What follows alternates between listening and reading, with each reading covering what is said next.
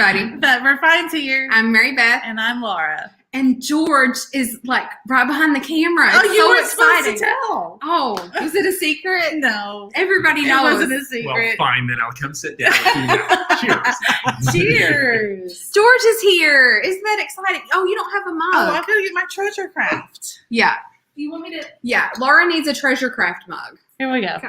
So we have treasure craft beer mugs in Look how cute that is. honor of George. Oh, thank you very much. You know, Yeah. I've never actually drank out of a treasure craft mug before. Hey, Well, there you go. Well, So cheers. cheers. There you go. So I'm drinking wine though out of the beer mug. You so. shouldn't have told. Oh. Well, Nobody would have ever known. well, I just like to be honest. None of these have beer in them, actually.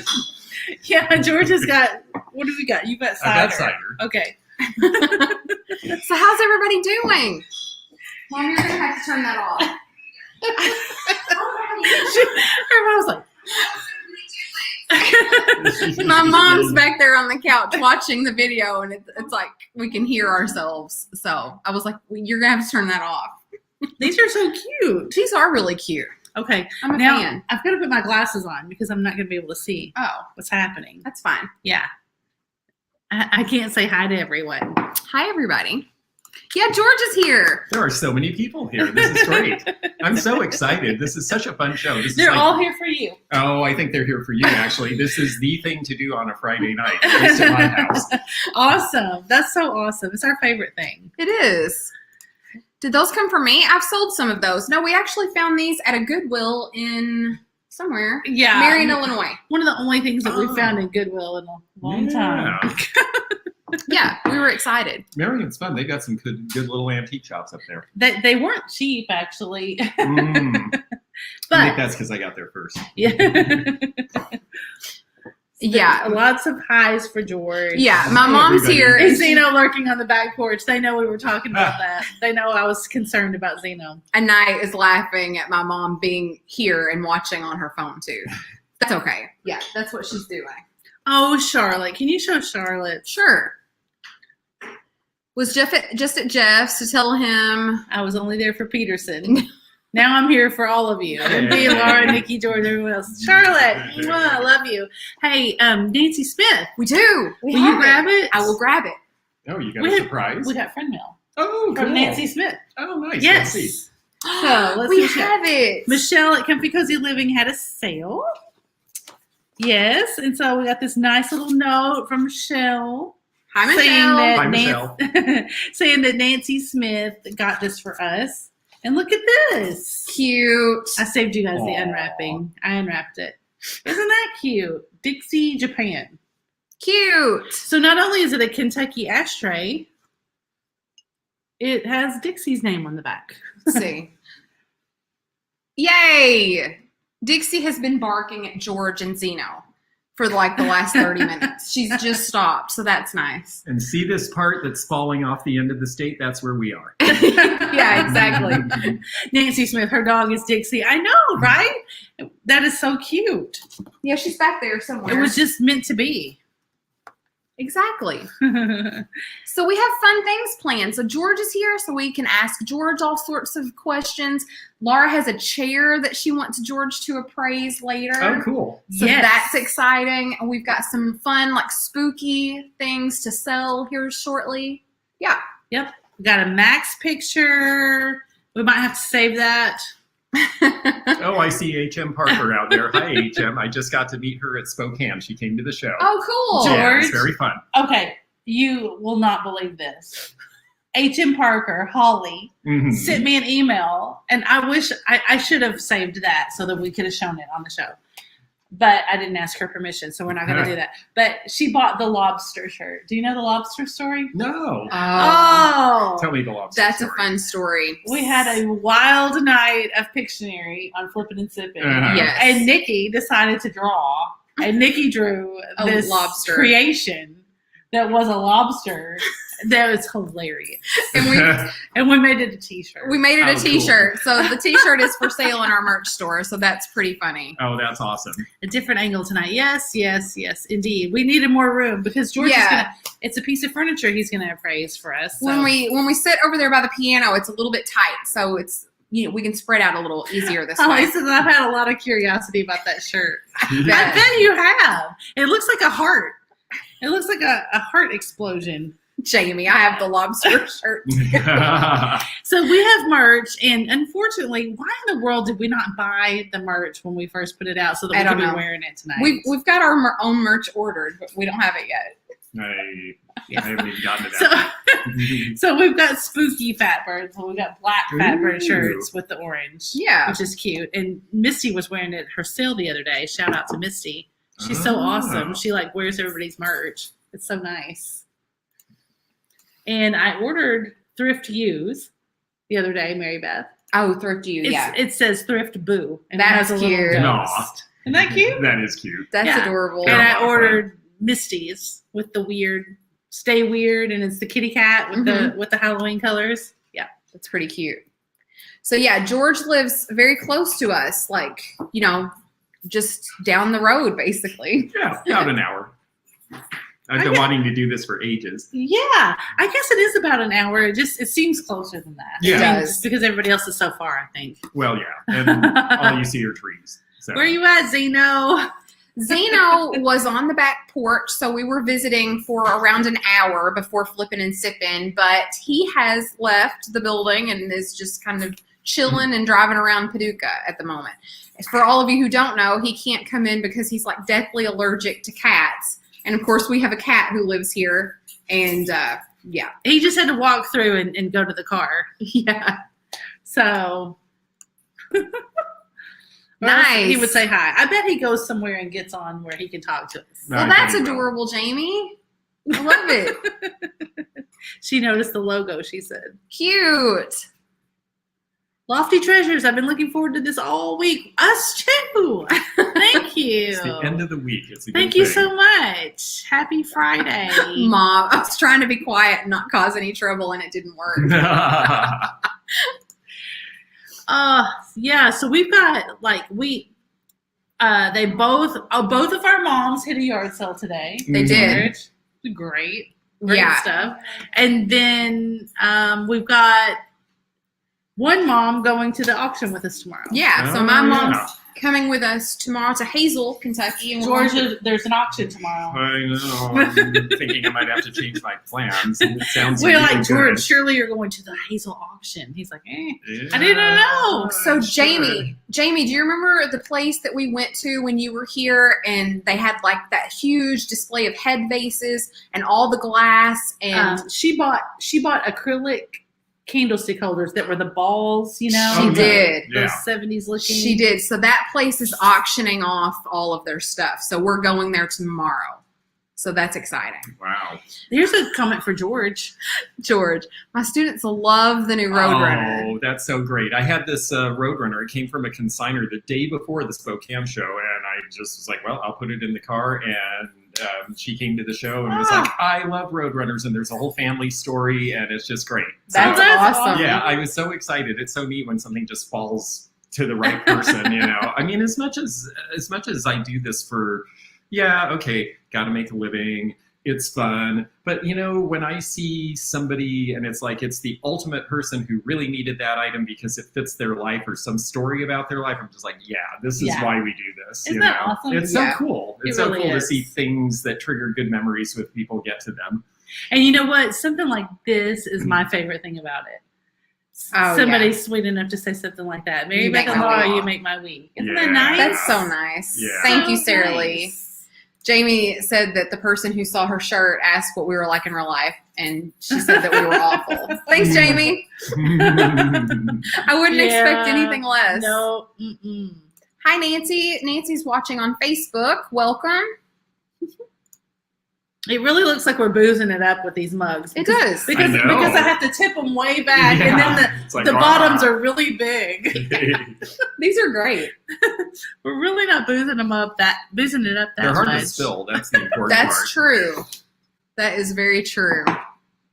What do you see? George Love. I'm just kind of pointing one out every now Aw, and thank then. Oh, that's awfully nice. Well, I hope so. If I behave well, then they won't have me back. So I'll work on that. That's right.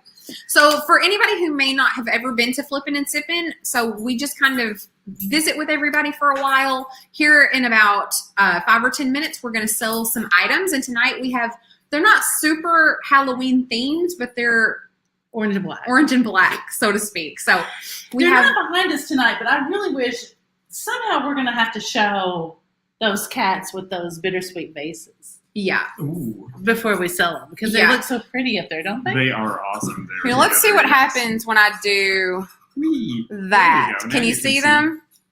Yeah. Oh, good job. Thanks. Good job. So there's the cat. And look how cute those Westmoreland black candlesticks are with the orange. With the orange candles. Yeah. And all that would be so cute together. Definitely. Oh, that's great. You never see those in black. Those are great. That's what I thought. Yeah, and I love the lavender, and despite the inappropriate comment last week about the swung vases, I think they're beautiful. Thanks, George. I do watch. Charlotte says, Laura, my granddaughter's coming to stay with us tomorrow for a few days. I'm so excited. She's nonverbal, so I've been practicing signing. You know what? That's awesome. I need to pay more attention at church. At church, we have children's church, and for the little children's sermon every week, they do a sign. Like, oh, yeah. Like with the, for whatever they're talking about. Like a word? Yeah, they'll do a word. Thank you, Larry Riley, for the super sticker. That's very thanks, nice. Larry. Can you do Michelle that was right above Larry? George, you better head north before it gets cold. There's got to be somewhere I can take you. I have an idea. I definitely want to get up and see Michelle. I am looking forward to it. There's a couple folks in Wisconsin I'd like to see. And let me just tell you, Michelle, her area has the Goodwill goodness. Oh, does it? Oh, my God. Yeah. I mean, I've never been, but the stuff that she gets at Goodwill, I'm like, good grief. Yeah. What's happening? Yeah. Like, I don't even understand that. It's just us. We're in the desert. Yeah. I think so. Yeah, Western Kentucky is definitely the desert when it comes to Goodwill. Yes. Oh, look, I think Jeffrey's just winding up because we got a big influx of people Awesome. coming on in. What's Daniel? Yeah, Don't just forget to left give the thumbs up. Jeffrey's Thanks, Daniel. Daniel, that just reminded me, Mary Beth, we have to set a date for Daniel's sale. Oh, yeah, I would love that. Tacky is me, Daniel. Oh, are you going to do a sale together? Yes, How we fun. are. Yes. And so... Actually, I want to do that with you sometime now that you mention it. Oh, I would love that. Yeah, we'll figure it out. We'll get the book out. Yes, definitely. All right. My Goodwill has been popping lately. I don't understand what happened. Well, good. Good Jamie, for you. we don't want to hear about it. Jamie, hey, Jamie, here's what we want to hear about. What about the oil spill? My God, they've had Huntington Beach all over the news over and over. I keep thinking about you. So what is truly happening with that? Yeah. I'm talking to her like she can answer me. Yeah, it sounded horrible. Yeah, that's terrible. Look who's here to say hi to Uncle hi, Professor. Hey, Misty. Misty, you're a pumpkin. What are you doing? She's turned into a pumpkin at 10 o'clock. She must be holding out. And then she's like, hi, I'm being Laura too. Yeah. Thank you. And Jamie says, yes, it's horrible. Yeah, I didn't mean to be a downer, but we're thinking about you with all that happening. That's terrible. Daniel says, oh, my tacky little heart just skipped a beat. In true fashion, Dixie back here has decided to play with her toys and throw them up. George is so funny. Like, all of a sudden, this dog never does this. She's so And lazy. she's figured out that when we're on here, I guess she's not getting attention. Although Nikki can give her attention. I just don't understand why she does that. But she's smart enough to figure it out. And now that she's just started playing with her toys. She just throws them up in the air to It's herself. hilarious. It's pretty cute. Somebody said the Goodwills in Seattle are not that great. Oh, I disagree. I just had a wonderful experience at the Goodwill in Seattle. It Would just you- depends when you go, though. I mean, it's true. It Spill can the be. tea. Is there a Oh, certain gosh. day you're supposed to go? Well, there is a part of that, Sarah Lee. You might want to ask them when they restock because, I mean, they're restocking all the time at the big one downtown, but certain ones that's like certain days the merchandise comes in, and that's when you want to be there. Yeah. Especially in Seattle because it is pretty competitive. But I bought a fiber optic lamp there for $15 and sold it 2 days later to a fellow who is taking it back to Japan, and he paid me $125 for it. A fiber Super. optic So lamp? I am a Like- big fan of the Goodwill All right, wait. in Seattle. Wait, fiber optic lamp, like Yeah. Like 80s style, 80s like changes style. all different colors, like Yes. blue, orange. This one didn't even do that. It was like a regular table lamp, and the fiber optic was in the bottom of the glass, and it just did white, but it sort of sprinkled off and on, and it was cool looking, and Wasn't that I great? just loved it. So That's awesome. yeah. That's fantastic. You know what I found the other day? I should have brought them to show you, because you're the person, like, I trust you about the 80s stuff, because 80s stuff can be bad. Oh, So, there's baddies. It's really hard to tell what's going to be collectible. Yes. I found some. I haven't even showed Mary Beth because she'll kill me. They're like brass I'll candles. protect Okay, they're like brass candlesticks, but then they have like the kind of plastic, but they're like big lilies, And then you put the candle in the top. Mhm. That sounds What do great. you think about that? Lilies were such a big thing in the 80s, and I think lilies are going to come back because it was just it was right up there with geese with blue ribbons around their necks. Oh, I mean, God. it was one of the most popular 80s things, and I've actually sold a couple of things. Those Jocelyn on Crazy Lamp Lady the other day got one of those lotus lamps from the 80s that's sort of Yes. like a lily, but a little different shape, and yeah, that stuff just flies out now. Interesting. I think the best and the worst of any era is what comes to collecting. It's like they either want like the really great stuff that was really expensive new because now they can afford it on the secondary market, or they want like the kitschiest kitsch because that's like, oh, remember back when people had bad taste? Isn't that fun? And then pretty soon everybody loves it, and then it's not bad taste anymore. Nice. There you go. So Hey, I that's a wanted, great explanation. I wanted to say hi to Loretta. I'm new watching you. Hi, Love your Loretta. channel. Thanks, Loretta. Cheers, Loretta. Yes. So yeah, you don't have to drink with us if you don't want to. You can have water or coffee or tea or whatever you want. Or if you want to have an adult beverage, you can do that too. Yeah, so we should explain that when we first started out, the whole idea was that it was the pandemic. Nobody could go out to the bars anymore. You can't really go out and meet your friends on Friday night. But we could, provide a place where you felt like you could have a drink. Yeah. Did you ever, George, you're more my age. Did your mom ever tell you can't like sit around alone and have a drink? Yeah, no drinking alone. Yeah, I mean, you're not supposed to do that. That's right. right. How about you? Yeah, I don't know. No comment. No comment. But I mean, really, like even as an adult, My mom it was said that kind of between tacky. every sip. Yeah. Zeno says, hi, everyone. I'm partying downtown with the locals, cat free. Zeno, I'm jealous. You're like down there talking to people, and I wish you were here with us. Zeno's so funny. He said, well, I think on the not last week on Friday night, but on the live where we were doing the haul, I was talking to Zeno and I was concerned about Zeno. I was talking to everybody else concerned about Zeno. I'm like, what is he going to do? Like, I don't want him to like not have anything to do. And he emailed me and he said, Laura, I can take care of myself. I have entertained myself in a few places, a few different times in my life. I think I can have some fun. So now I've got fear of missing out on what Zeno's doing. Like, what are you doing? He's having fun without us. Yeah. Somewhere. Why doesn't Kansas rhyme with Arkansas? That's a great question. Charlotte, I've asked myself the same thing. I agree. And so Nate said I've asked myself that all the time. Actually, Nate's here. Do you Hey, want the nerd answers? Yeah, Yes, definitely. It was originally the Kansas Indians, and Kansas is our mispronunciation. Really? Of course George knows that. Of course he does. That's fantastic, George. That's Nerd. great. I didn't know that. Yeah, I'm nerdy. What can I tell you? Katie. Katie. That was a coincidence. I was talking to my Katie Garnett because I'm sure she's on here. Laura and I both have the FOMO gene. I know, Jamie, it's terrible. It's really a bad trait. It's not very ladylike or nice to be like jealous of people all the time, but I am.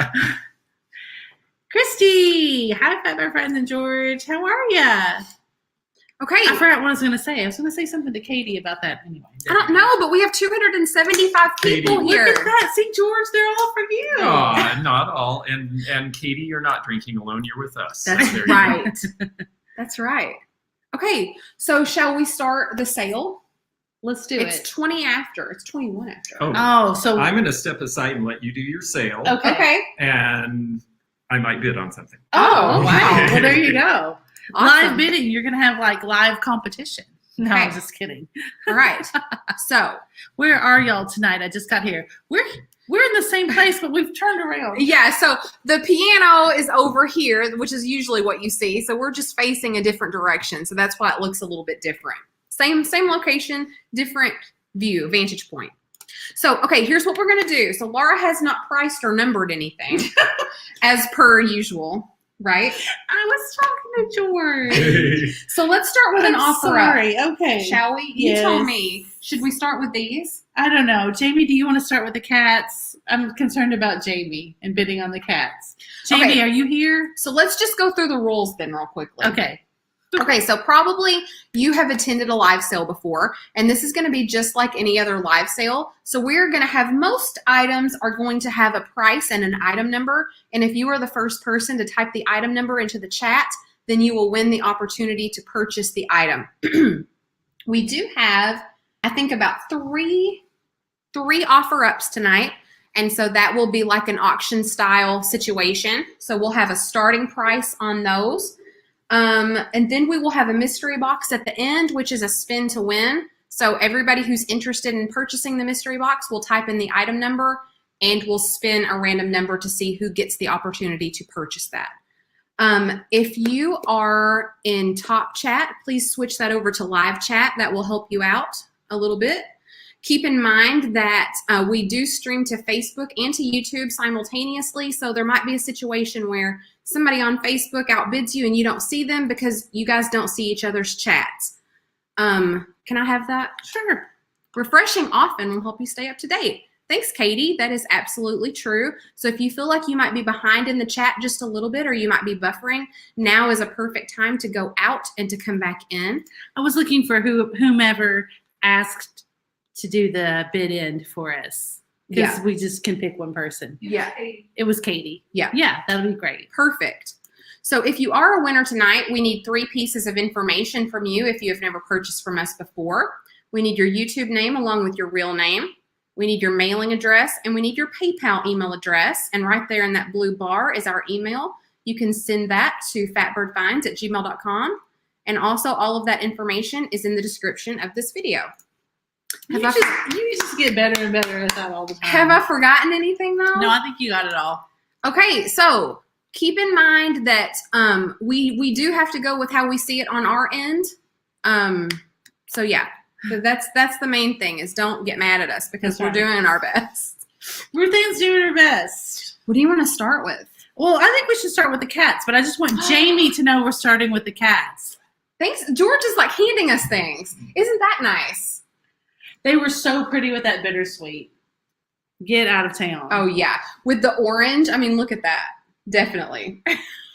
George, you're so good at it. And then stay tuned because later we will have these, which really go well Yeah, with the cat. yeah. Right? Those candlestick holders are awesome. Okay, so do we have a starting price on the cats? While you're thinking of a starting price, I do want to say that one of these is quite smooth on the bottom, and this one is just a little bit rough around the edges. We'll just start them at 15 while you're talking about them. So starting price is $15, and these are offer ups. So $15 start. And I do want you to know that the bottom of one of them is just a little bit rough around the edges. 15 for the pair. 15 for the pair, correct. And Yeah, they're going to go as a pair. That's not damage, though. That's just where the glaze stuck to the kiln, so Yeah. it's not a big deal. yeah, and they are not marked. We were just walking through the shed, and there they sat. There they were. Those are eyes. Yeah, I am. Great eyes. And, you know, you can set them looking at each other or looking away from each other if you think they're mad at each other. My mom has that. Carrie, set on- wow, I'm shocked. I shocked Carrie the other night because we were talking about this planter and we really weren't going to sell anything. And then all of a sudden, Carrie's like, why don't you just start it at, and about the time she did that, I said $45, just, you know, she's like, or $45, whatever you want to do. Anyway, Carrie's so funny. She's just great. Those are gorgeous. So I'm giving you an opportunity to put down prices and item numbers while I'm doing this. I'm going to get George's opinion. So you keep showing that. Okay, so I see $35. So just as an FYI, we do not do the just in case bid. We do not do the just in case. So whatever you put in as your bid will be the bid, essentially.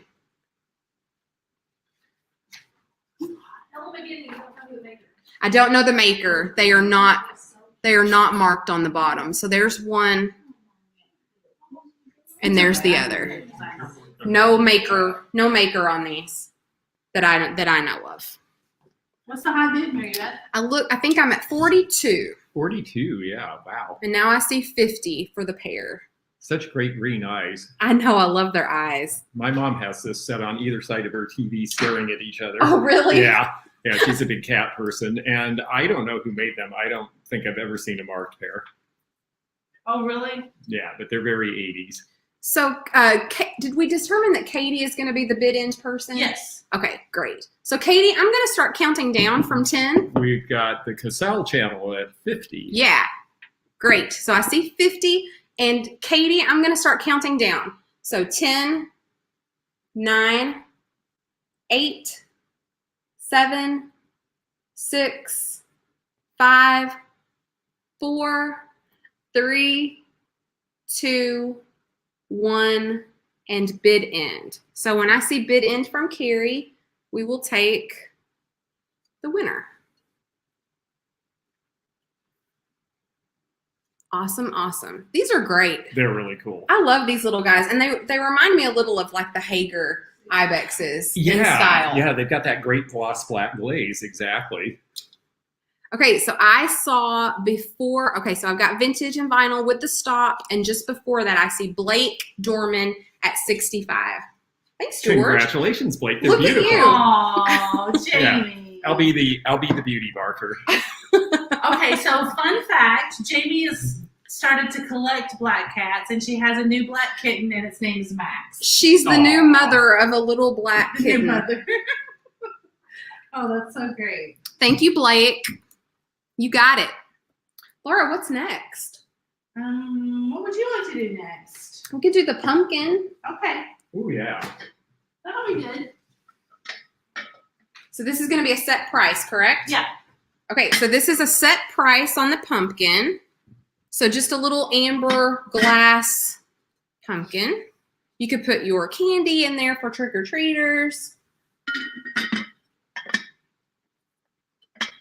Very cute. I should have, cute. as usual, I should have washed that. I know. There's a little sticker residue. goo right there.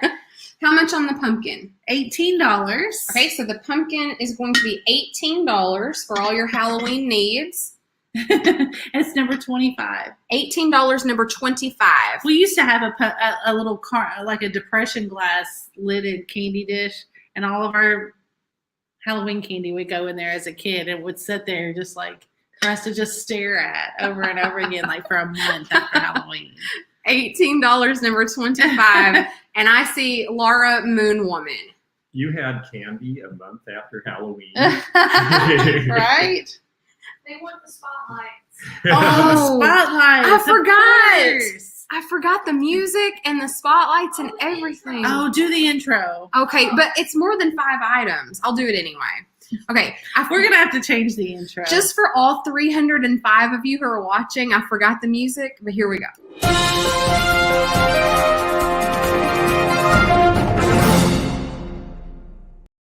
This just in. So we now- have more than 5 items. We have more than 5 things, but we do have spotlights now. So thank you to Laura Moon Woman. You got it. You know what? The Fatbird 5 is probably going to have to turn into like 5 offer up items and then the rest regular price. Laura, you're killing me. You could do 5 and 5. That's right. 5 and 5. That's Let's true. endorse it, right? 5 plus 5. About what we've got. Do you want to do another regular price item? Sure. Okay. What do you want to do? The owl trippets. Okay. I didn't know there were 2. 2 owl trivets. How did we get 2? Hey, I tell you what we can do. We can take the top 2 people. Okay, that'd be good. So we can ask the first person if they want 1 or 2. and then we can take the next person. They're close enough. They're pretty not similar. exactly the same. They're pretty close. Yeah. Yeah. Okay. Now say that again. I was going to say that we can give it a set price, so like X number per each. And then if the first person wants both, that's fine. And if not, we can take the next person.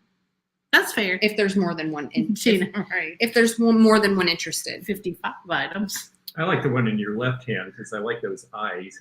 Oh, yeah, look at there. Looks like he's had them dilated. So these are just $8 a piece. Yeah. Fatbird 15, Zeno says. So yeah, they're just little trivets for you to put in your kitchen, put your hot stuff on. Very cute. Okay, so these are going to be $8 a piece. So the first person to type in the item number will have choice if they want both. If they don't want both, we can go to the next person if there's more than one person interested. Okay. Okay. $8 a piece, and they are number 22. $8, number 22. $8 a piece. Karen says we need this paper behind them. Oh, good idea. $8 a piece, number 22. Is that better? Yes. Now you get it. Yes. Okay, Nettie, I see you first. So Nettie, do you want left, right, or both? Okay. Left, right, or both? Left, right, or both?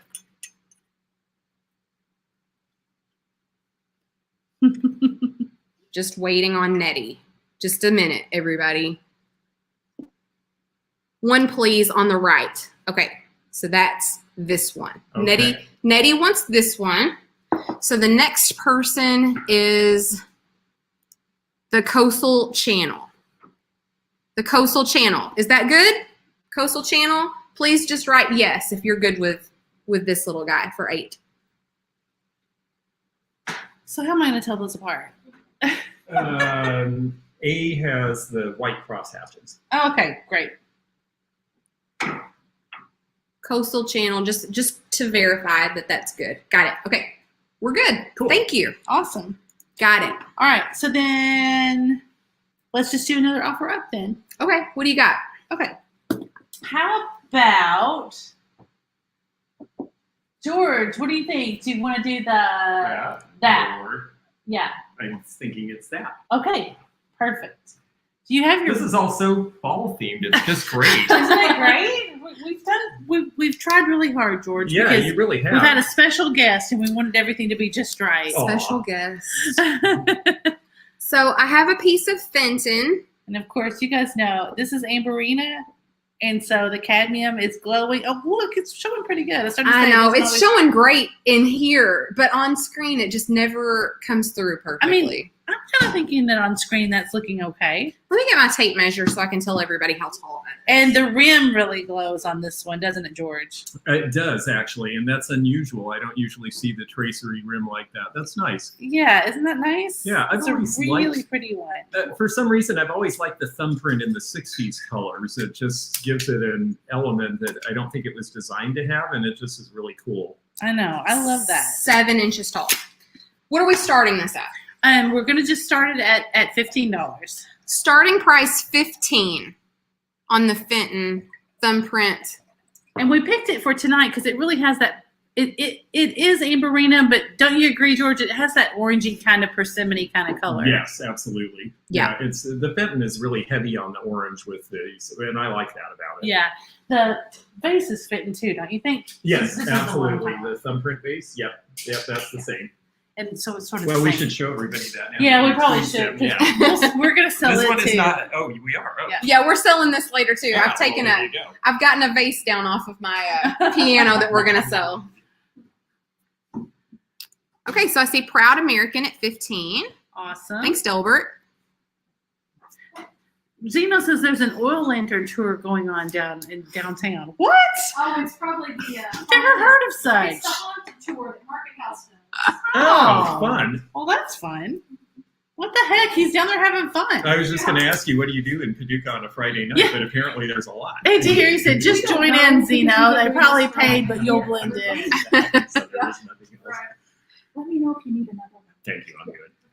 So I'm seeing Julie, Fabric and Treasures at 16. Yeah, that's a nice, big, pretty one. Yeah, this one's really pretty. I like it a lot. No chips or cracks that I've seen on this piece either. I see Christine K at 17. Thanks, Christine. I feel like that's kind of large. I feel like sometimes they're smaller than that. Yeah, this is a nice one. They are smaller sometimes, or at least not as open, Mhm. maybe at the top. Yeah. Sandra K at 20. Thanks, Sandra. And such good quality. They really did make great stuff. I mean, there's a reason they were around for a century. Yeah, for so long, right? True. Julie coming in at 21. So just as a reminder, we do not do the just in case bids. So whatever you bid will be your bid. Yeah, so you gotta bid like you want it Bid it like you mean at it. the end. Sandra K at 23. Thanks, Sandra K. Okay, I think I'm going to start to count down. Yeah, I think that's fine. So Katie, here we go. 10, 9, Slower. 8, 7, 6. Thanks, George. 5, Oh, no, you didn't. 4, Oh, no, you're good. 3, There you go. 2, 1, and bid end. So waiting on Katie for that end bid. So Somebody said, what's the pattern? It's Thumbprint. thumbprint. Yeah, thumbprint.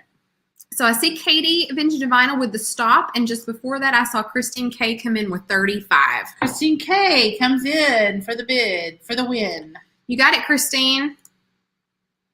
Thanks, Christine, so much. Awesome. Bid like you need that dish for your nuts. Speaking of, I have nut cups. Well, then we should surely do those next. Let's do the nut cups. You can, okay, you can help me out on those. That's fine. I think that's great. Okay. So I don't know if all of you saw this the other day, but I did, and you're right. You cannot get a lot of nuts in those. When we were at the flea market in Ohio, we were looking around, and the tag that was on them literally said nut cups. So I had to get them. I couldn't just leave them there. That's right. And so these are just like little bitty tiny uranium nut cups. Look how cute they are. When we were showing them the other night, Danny, the niche lady, was like, you should do Jell-O shots out of those.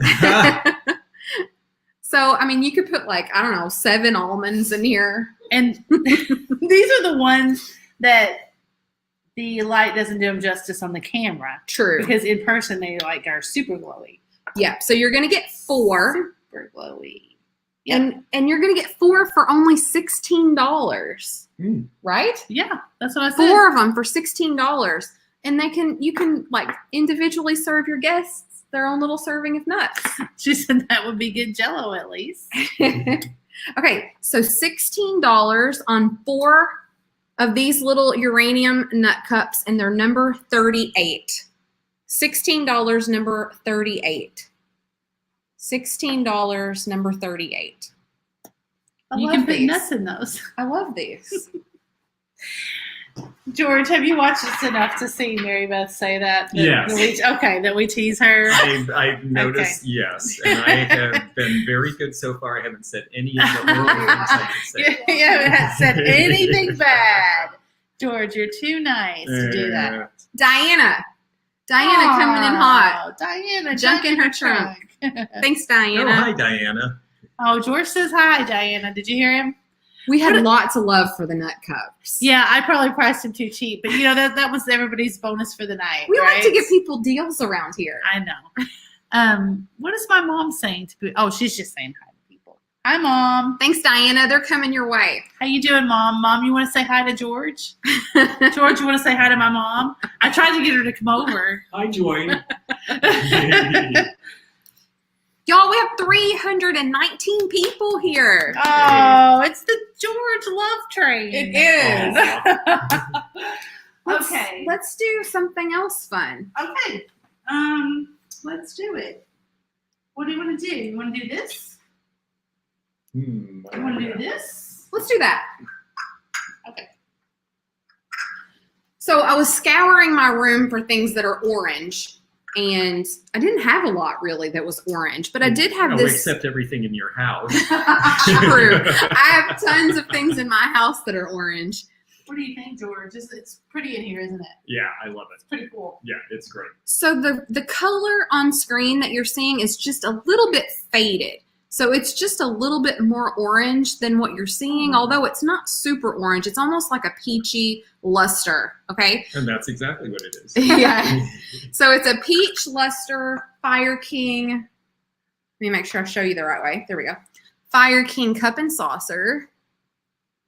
Joy says hi, George, and all. That really does say Fire King, I promise.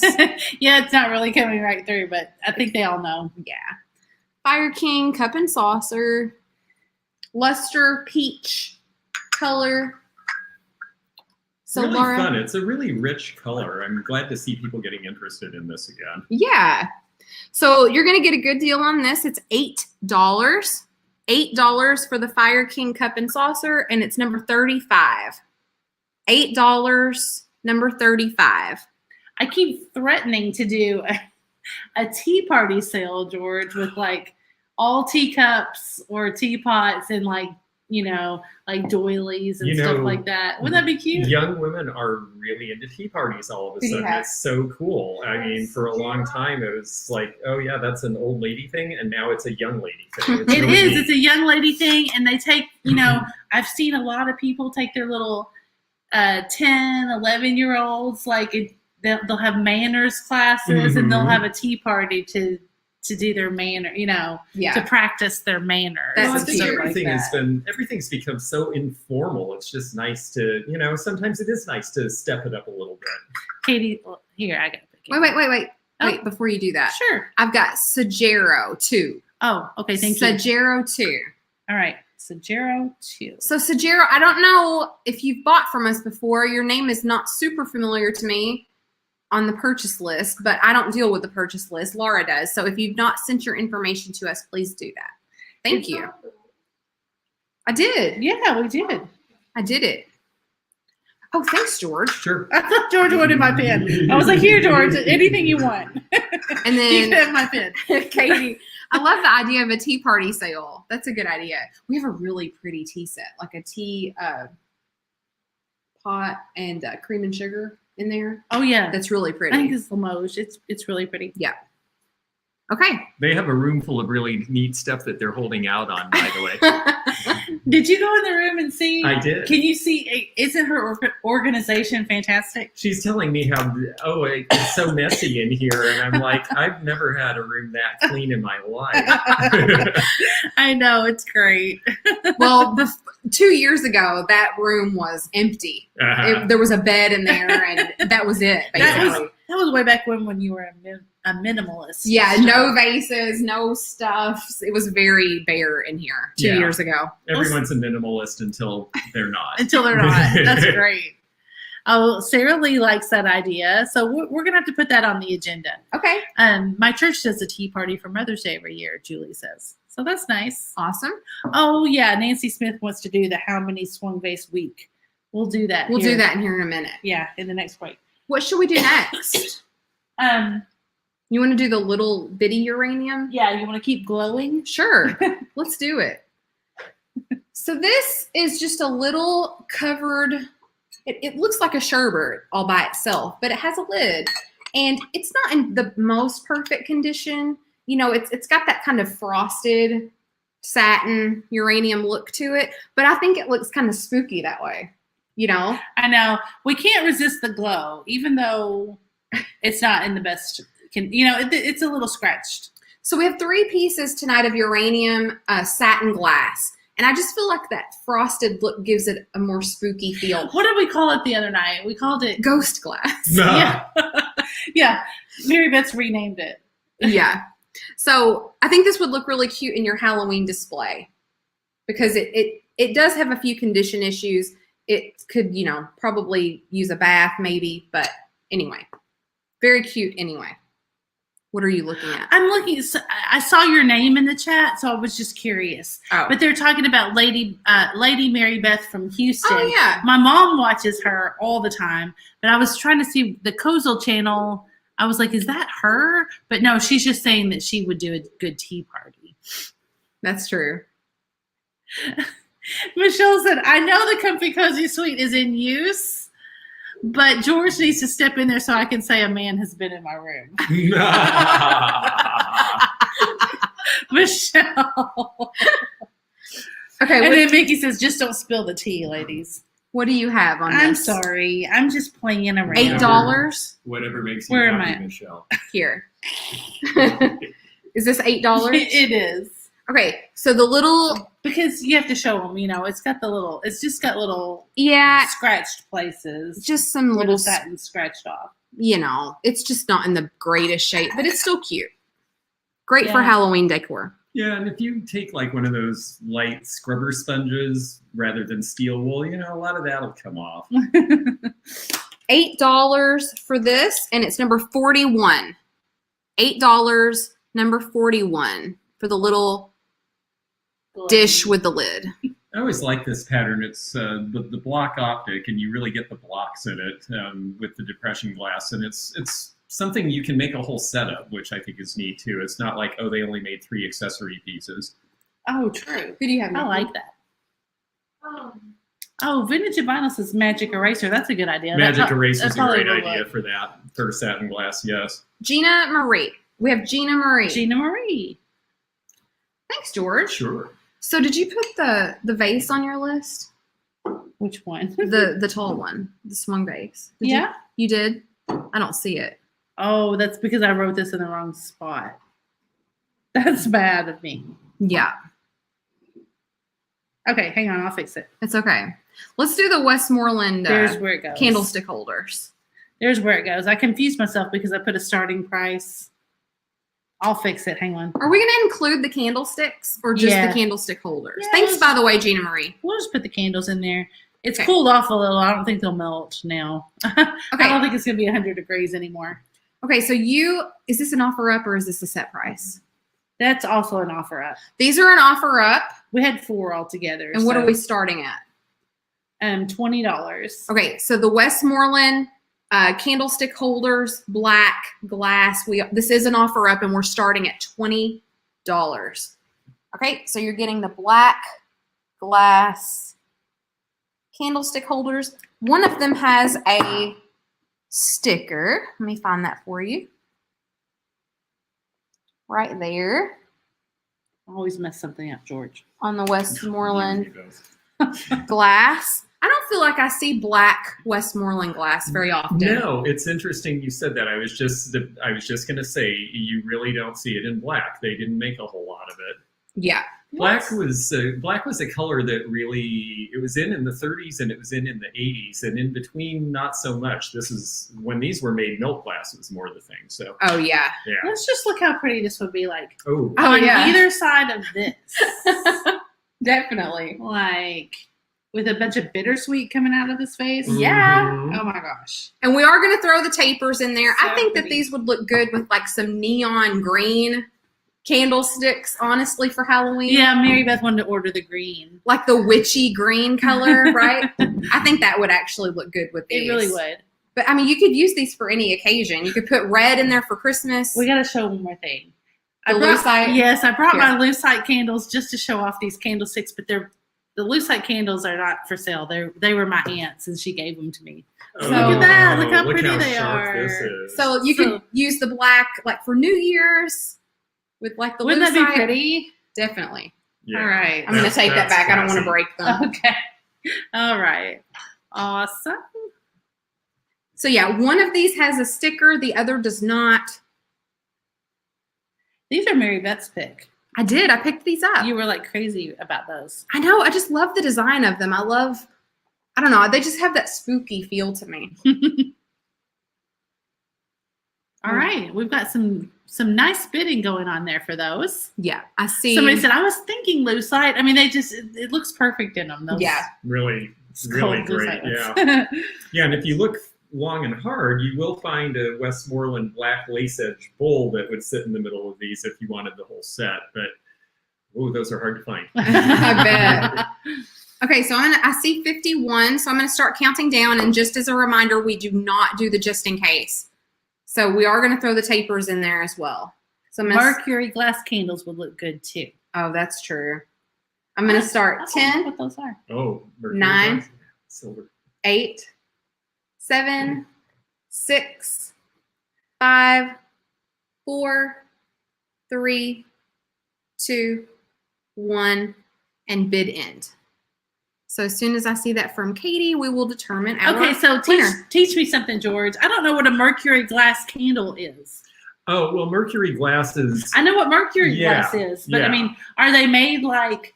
they're just made like like tapers. Yeah. Okay. Yeah. I've never seen those. I think it's a pretty new thing. I think they didn't do them in the old days. Oh. But they're great to put in candles now. Awesome. And that's actually better because mercury, you don't want to get anywhere near the mercury in mercury glass. It's Okay, bad for you. cool. That's new for me. I just didn't know that. Okay, so I had Angela H. Angela H. Angela H. on the Westmoreland candlesticks. Thanks. Wonderful. Thanks, Angela. Has she bought from us before? I don't think so. So But Angela, I could be mistaken. our information is in the description of the video if you've not bought from us before, and we will show it again here in just a moment. And what's the price on those? 51. Okay. Thanks, Angela. I think Jamie just said, and they have red tips, talking about the mercury Oh, yes. Yes. mercury candles. Yeah, they That's do. cool. Metal Awesome. with red tips? Question mark. How have I missed this? Everybody knows about this, and I don't know it. I'm gonna have to look it up. Let's do the water pitcher. Okay. Oh, I love the water pitcher. This, Is that this okay? goes along with Manhattan glass, which is my pattern. And oh boy, you're lucky I don't have my phone or I'd be competing with all of you. Okay, here we go. This is a If you're looking, I don't have my phone. this is another satin glass piece. It's the uranium. So that does have a glow to it. Again, this is not the greatest condition. You might use a magic eraser to get some of these scuffs off. I also do want to point out that there is a chip under the lid right here, but it's very small. It's even really hard to see, honestly, but it is there. I'm looking. I'm like, It's right there. You can feel it. Oh, and a little bruise right there, I think. Thanks, George. Sorry. No. I wanna make sure everybody knows. So yeah, there is a little bit of a chip right there as well. but you really have to struggle to see those. It's still really cool. And you don't see the triple spout on that hardly at all. They almost always were just round with the lid that fit. So yeah, it's got a triple spout, and then it's got a really I cool. started to say, can you show the bottom? It's got a really cool crest marking, Frigidaire on the bottom. Is that gonna? I don't know. I don't know if that's gonna help. I was gonna hide my face at least. But yeah, it says Frigidaire on the bottom with this really cool crest. Yeah, and that's why you don't see this one very often, because they made these. This actually was part of when you bought the refrigerator. It was with the refrigerator. Really? Mhm. Well, isn't that cute? I'm so glad he's here. Who knew? Awesome.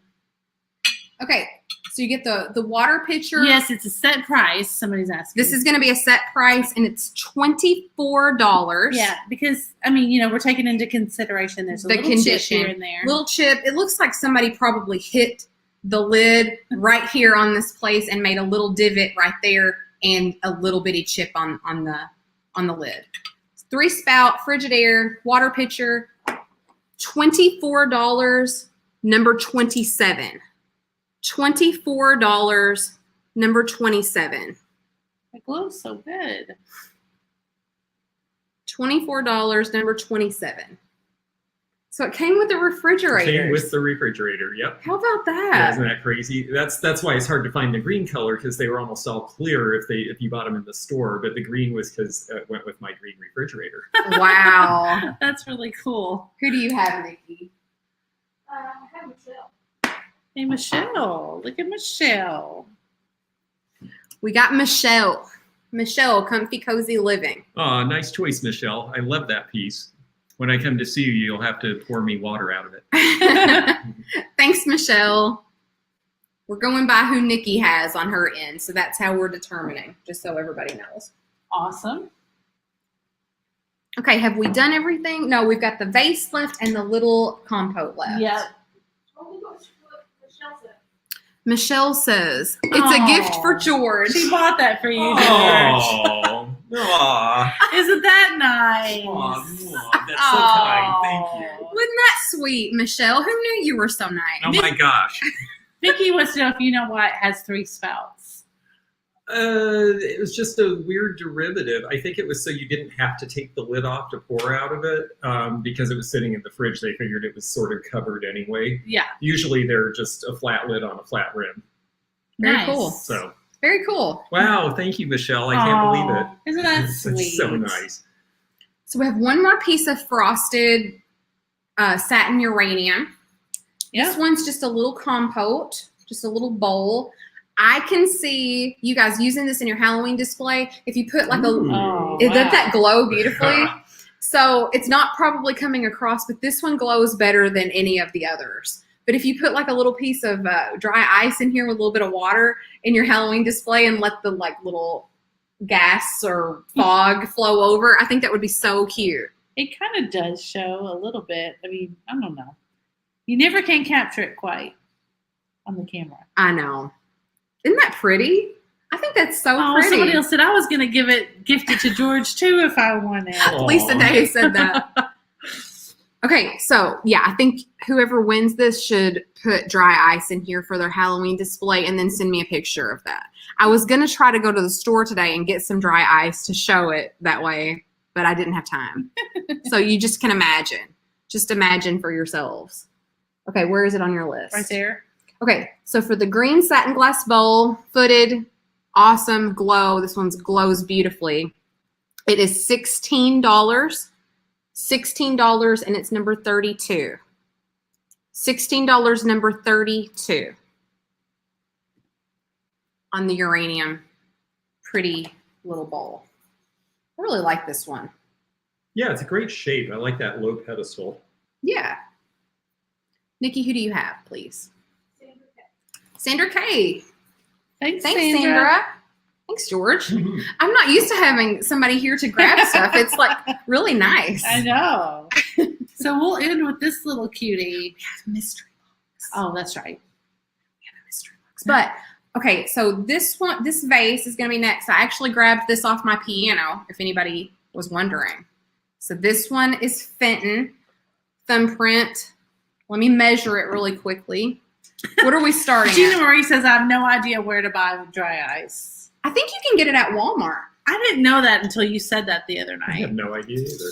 19 inches. Will you please give me a starting Yeah, price? we'll just start it at $20.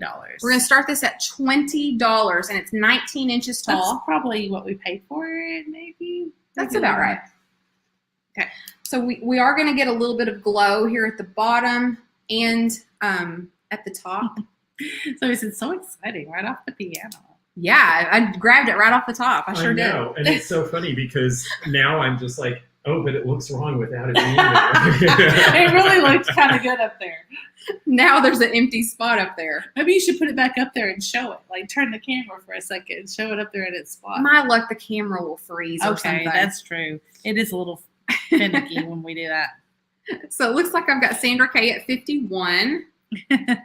Yeah, this one's really pretty. I love the thumbprint little Fenton design. Now, some of these look more red. Did you already show the glow on it? I did. Okay. Some of them look more red. I feel like this one looks a little bit more orange to me. Mm-hmm. I definitely think it does. That's why we picked it. That's why we picked it. for the orange and black. But yeah, because it definitely gives the more orange feel. Looks like I've got blue flamingo at 65. What does Zeno mean? Kroger, let the gas flow. I don't know. Oh, Dry ice. Ah. So 19 inches, Fenton, Jamie, Bambarina swung vase. Jamie, I oddly have a story for everything, it seems. I've got Sonia Linder at 70. So I'm going to, Thank you, Sonia. thank you, Sonia. I'm going to start counting down, I think. So again, no just in case bids. And thank you to all 318 people who are here. We appreciate you. Thank you so much. And thank you to all the bidders. 10, Don't go anywhere. We still got a 9, mystery box. 8, 7, Mhm. 6, 5, 4, 3, 2, 1. Bid end. We love a Jamie story. Jamie, what story were you telling? We missed it. So I'm waiting for that bid end from Katie. I just marked on myself. Okay, so I see a stop here from Katie, and it looks like the high bid was Sherry G with $80. Sherry G. Thanks, Sherry G. Thank you so much. You got it. It's coming your way. What Thanks, a George. beautiful piece. Thank you, George. And is this the mystery box? It is. Oh. So, it's gonna be. so this is I was this going to is- say the mystery is there's nothing in it. this is George is telling our secrets.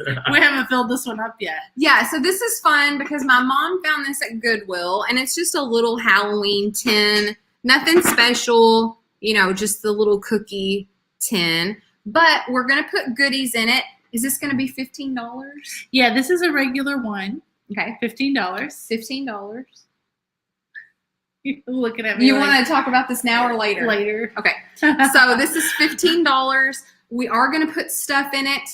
We'll fill it up with like little smalls or linens or hankies or, just anything small. So it'll be worth about $20 or so. Right. But it will cost you $15. I will show you something that's optional, and you can email us and let us know if you want Ooh. these. It's full of tennis balls that are painted like No, eyeballs. ping Oh. pong. What did I say? Tennis. Ping pong balls. It's full of like hand painted ping pong You're balls. cracking me up. Okay, that just got a whole lot cooler. So it came from the Goodwill this way. So if you want the eyeballs, we'll definitely send them What? to you.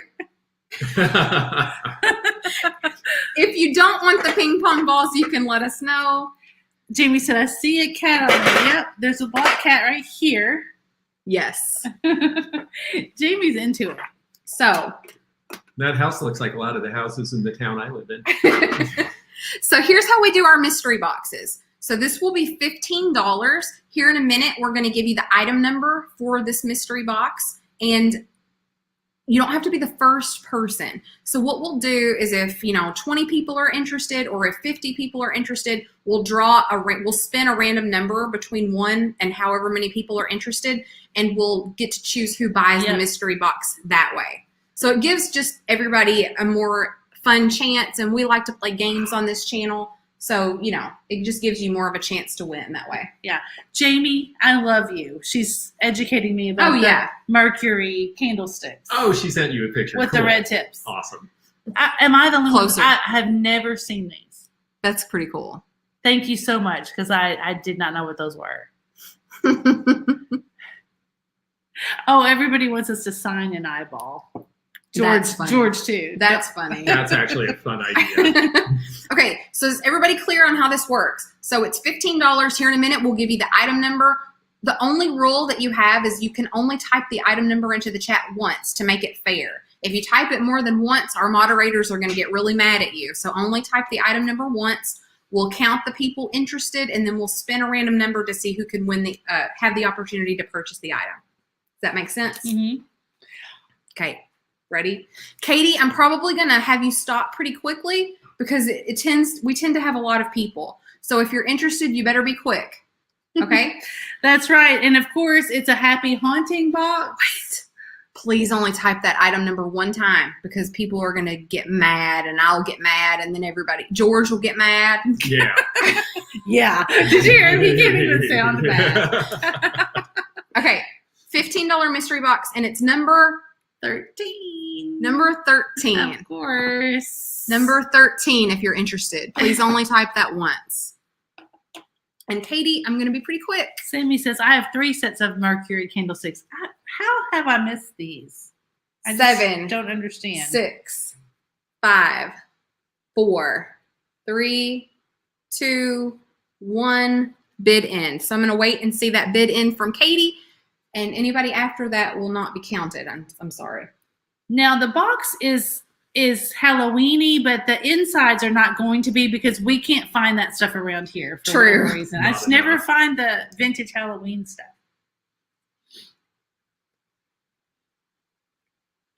16. This is the time where you talk. George and I should talk. I'll play some theme music. 7. Ooh, you got a lot of people there. I know. Oh, look, my mom's playing. Ooh. That's always a mystery. Like, who's Mhm. she going to play for? I'm sure she's playing for someone. Interesting. Okay, I think I've got 45. All If right. I counted correctly. Now, this is the time of the show where you have to trust us because we are getting people from Facebook too. So it's not, the count is definitely not going to look the same on your end as it does on our end. So you have to take our word for it. Right. Yeah. And also, drum roll, please. Da-da-da-da-da-da. The box is sponsored tonight. So this is sponsored. actually going to be a giveaway. If you win, you don't have to pay because Little Miss Holly Parker has sponsored the box tonight. Thanks, Aw. Holly. I forgot to ask Holly if she wanted to be anonymous, so I'm sorry if you wanted to be anonymous. You may have just ruined it. I may have. I'm sorry. But it's a sponsored it's mystery box. So nice. Holly is awesome, though. Yes. So Thanks, right? Holly. It'll be funny if she wins. I saw her put her number in because she told me that she wanted to anytime, and so I was like, okay, we'll just do it now. But I haven't had a chance to email her. Love it. All right. Laura's Okay. going to spin a random number. How many? 45. Okay, I'm please. sorry. You're good. We're at 34. Okay, 45. Mhm. 10. Done. Restart. Okay, here we go. Spin. Oh yes, custom 37. music. That's a good one. Usually it's like 10 or something. All right, you ready? Yep. I'm going to need for you to count with me so we make sure and get it right. Okay. Ready? All right. All right, here we go. 1, 2, 3, 4, 5, 6, 7, 8, 9, 10, 11, 12, 13, 14, 15, 16, 17, 18, 19, 20, 21, 22, 23, 24, 25, 26, 27. Oh, But it's 37. Oh, wait, it's 37. yeah. 27. Thank you, George. 28. What would we do without him? 29, Uh-huh. 30, 31, 32, 33, 34, 35, 36, 37. Yes. Is that right? That's correct. You got it? I've got it. Laura Moonwoman. Wow. Laura, very nice. Laura, you did it. Laura, you're the winner. Yay. Awesome. And Holly Parker says, thanks to Fatbird Finds and and you all for the fun. Yes. Thanks, Holly. Danny, the niche lady, she's like, oh, dang it, I just missed entering. Laura Moonwoman, congratulations. So just as a reminder, everybody, if you were a winner tonight, here's the information that we need from you if you've never bought from us before. We need your YouTube name and your real name if those two things happen to be different. We need your mailing address, and we need your PayPal email address. And our email address is there in that blue bar, fatbirdfinds@gmail.com. You can send that to us. We typically do our invoicing on Sunday evenings. So that's probably when you can expect us to send you an invoice. We are going to an auction tomorrow, so it won't be tomorrow. It will be Sunday. Yay. Yay. Good job, everybody. Very nice. And thank you, Holly Parker, for sponsoring the mystery box. Thanks, Holly Parker. It's becoming quite the tradition. It's so nice. It is. George, do you want to join I do. back? Yes. Okay. You join in. I'm just going to refresh my drink. Okay. And George needs another one, Oh, too. no, I I'm bet. okay. Okay. George is good. He's good with this. Okay. Okay. Here's the part of the show where you have an opportunity to ask George a question. Ooh. Won't that be fun? And then we're going to have him appraise a chair. Oh, that's right. yes. I almost forgot about that. That's Oh, the most that's exciting right. part. Yeah. Yeah, I'm looking forward to that. Thanks, Rebecca Davison, for your super sticker. We appreciate that. Very nice. Oh, I missed the one before. Sandra K. Wow. Aren't you sweet? Aw, how nice. We love Sandra. Sandra is so good to us. Thank you, Sandra. Awesome. Yeah, so do you have, I love that you're drinking from Treasure Craft mugs. I do too, because you know what, Danny? I wrote the book on this company, and I have never actually used one of their mugs before. So this is a first for me. That's so brilliant. So, George, what drew you to, in case nobody knows, what drew you to Treasure Craft and wanting to write a book on Treasure Craft? It was a strange sort of juxtaposition of things. I went to a flea market in Vancouver, Canada, and I walked in and they had the drummer boy and the hula girl, and they were $20 Canadian, and I just thought they were really cool. I was just starting to get into tiki revival and all that, and I thought, oh yeah, I'll get those.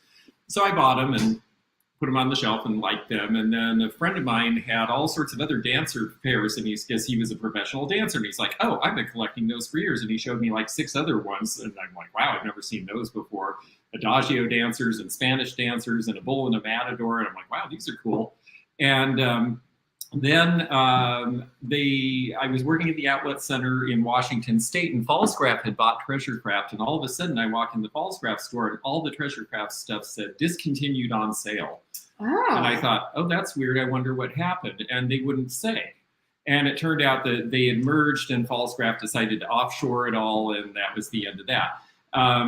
And I got really curious, like, well, what happened at the California factory and all the people? They were operating until like 1995. This just had happened. And I'm like, oh, what happened? I want to know the story. And I knew all these people who were into pottery and California pottery who'd written books, and none of them knew anything about Treasure Craft. Interesting. Because it came later, and they were just like, oh, it wasn't Bauer. It wasn't, the stuff we love, so we don't know. And I thought, oh, well, I need to find out about this. And one thing led to another, and I kept hitting dead ends. I went to California, saw where the plant used to be, sent a letter to the holding company that owned the factory. Crickets, didn't hear a word. But they had a branch in Hawaii, and I bugged the woman at the Maui News over and over and over, please put something in the paper saying, does anyone remember this factory out by the airport that made the pottery? And finally, I bugged her so much that she put in exactly that one sentence. And the former manager and a big collector and another manager all came out of the woodwork and were like, oh, let's tell you all about that. And by the way, we know the original family in California. And the next thing I knew, I was writing a book. Wow. It was so cool. It was just random. So I had to go to Hawaii for a week and research. That was tough. That was terrible. Yeah, that was awful. And it's a tough job, but somebody's going to do it. It was terrible. Someone had to, yeah. But no, it just, it turned into this thing, and it turned out that all this stuff that they had made that I didn't know was theirs. My grandmother always had these little pixies and elves and sprites in her flowers. They were all Treasure Craft. I had no idea. And so as I learned more about it, I was just like, wow, they did all sorts of stuff. They made for Disney. They made for this. I mean, it was just, it was just kind of crazy how much they had done. And I got all fascinated and spent a year writing a book. Very cool. Will you get that piece in there on my table that your mom found today? Sure. It's on my work table in there. Which one? Oh. It's a Treasure Craft piece. Yeah. So yeah, we were super stoked to have these Treasure Craft mugs because we don't come across Treasure Craft super often here. And we just happened to come across these at the Goodwill in Marion, Illinois about a month or so ago. And just so happened, Joy found a yard sale today that was super awesome. And she picked up a piece of Treasure Craft on the day that George was here. That's so fun. Yellowstone Park, that really pretty butterfly. And all the little flowers in it. Yep. Yeah. And so I thought that was super coincidental. That is actually. She dropped this off at my house earlier, and I was like, oh my gosh, George is coming. Well, and it's fun being in this part of the country because it's one of the few places you can still find a lot of it. I mean, California kind of caught onto it when the book came out, and a lot of it was distributed in the Sun Belt. But they actually had accounts all over the country, and so people on the East Coast of the Midwest are discovering it now, which is really exciting to me. Very fun. Now that I have most of what I want in my collection. Julie asks, where can we find his book? Oh, thank you. If you go to my website, theantiquenomad.com, it's got ordering information right on it, and I'll send you a signed copy, free shipping. How about that? You can't beat that. Vinyl, just put it in there. Oh, thank you. That's really nice. What else do I collect besides Treasure Craft? So good. Oh boy, lots of stuff. I used to drive, I had 5 different Studebakers over time, and I don't have any of them to drive anymore, but I collect a bunch of the ephemera and the little promotional cars and stuff. And that's lots of fun for me. Coins are my big love, actually, as far as what I'm currently adding to my collection. It's my coin collection, which I started when I was 6. I still have the first penny I ever got. Really? Yes, I'm that kind of a guy. Yes. And, Pilgrim Cameo Glass. I really like that. I like Northwest artists, like weird, like regional artists who were famous there that people outside the area don't know. But, and actually, I think, I look around at your graphics, and this is the thing I don't collect that I really would like to. My friend who does the antique advertising gets all this old stuff, and the graphic arts are amazing. Oh, yeah. Yeah. I mean, just the level of detail that they did and all of that. It just, how did you get into graphic arts? I mean, did you study a lot of old stuff to learn about new stuff, or was it a different thing? Not really. So I was always interested in art. I was always drawing. So I used to get in trouble actually in school because instead of taking notes or doing what I was supposed to do, I was drawing instead. And I wanted to take some art classes in college, and my family kind of dissuaded me a little bit. They're like, you're not going to make very much money. Why don't you try to do something else? And I did for a while in college. I tried education, I tried business, and I was just like, you know what? I'm going to take an art class. Yeah. I'm going to take an art class. Do And what so you love. I did, and I took a graphic design class, and I just fell in love with it. And we actually took a field trip to Nashville one year, and there was a presenter from Hat Show who was doing a talk about their woodblock printing and all of their stuff. And I was just like, oh my gosh, this is the greatest stuff I've ever seen. Oh, how fun. So that's what got you into the Hatch Circus stuff, is you actually saw a presentation about it. Yeah. Oh, cool. So actually they were presenting on that piece specifically, and they were talking about how you guys can't see it. I'm really sorry. Maybe I can turn. Let's see if it'll work, because it's really great. I don't know how well this is going to show up on camera, but we're talking about this piece specifically. In the middle there. Yeah, that looks great. So most of Hat Show's art is very text oriented. So they fill up the whole page with text. It's just a lot of text. Right, like when the thing was happening. Sure. Yeah. And this is one of their only prints that is only graphic. It's only, just the circus and the people there in the forefront with the two colors on white paper. And I just fell in love with it. It's so dramatic. It's just great. And very Halloween-y, actually. It is, actually. Especially the guy eating the flames. That's pretty great. So that was... It looks black and red with the antelopes, but it's really not. It's navy. It's navy. And orange, Really? Actually. Mm-hmm. Oh, interesting. It is. So yeah, that was what started it for me with the circus collection. So how cool. And also with your career in graphic arts, right? It did. Awesome. It did. That's so great. Parents love to tell kids, don't take this, get something that you can get a real job in. I listened to that, and I ended up graduating just in time for the stock market to crash, and there to be no jobs in business administration. And what all the interviewers said is, oh, it's too bad you didn't take something in like the, like social studies or humanities. All those things that they told us not to take were what they wanted. And so ever since then, and it's great for me because I ended up in the antique business because of it. But ever since then, whenever people's kids come up here and like, my mom and dad say not to take this because I have to get a job, I'm like, you do what you want to do. Do what you love. And it'll come to you. Exactly. And it worked for you. It did. Daniel had a good question. I don't know if you can find it back in the chat, because I think you got some comments since then. He says, I'm going full time into reselling and I'm a little nervous. What's your best piece of advice? Ooh. That's for you. I don't do it full time. I don't do it full time, so I can't answer that. Yeah, I'm waiting to hear, George. I don't think there's any one correct answer for anything, but I would say if you're going into reselling on your own, if you have the ability to put a little bit of a cushion aside so that you don't feel pressured, but here's the number one thing I'll say. Whatever your budget is going into it, when you sell that item, take that money out of it and reinvest it, because I have seen so many people get into trouble because they started out reselling and they sold $1,000 and they lived off of the $1,000. Then the next month they sold $500 and then there was no money to reinvest in the merchandise. So always keep track of what you spend on things and turn that back into more stuff. That's probably the best advice I have. Very the other interesting. thing is, they tell you, a lot of dealers will say, buy the best thing you can afford for your collection rather than a lot of little stuff. I think resellers, it's not entirely that way because you maybe want to get a bunch of stuff. But once you have a bunch of stuff, then step it up a little. Look for a little better quality, stick to things are collectible rather than just cute. Condition matters. Some people won't buy something with a chip. So if you can buy something without a chip instead of with a chip, things like that will probably help you. And other than that, honestly, I think a lot of it is watch YouTube and see what's trending and what people want. Definitely. That to me is the biggest thing, because it's really easy to get especially if you've been a collector.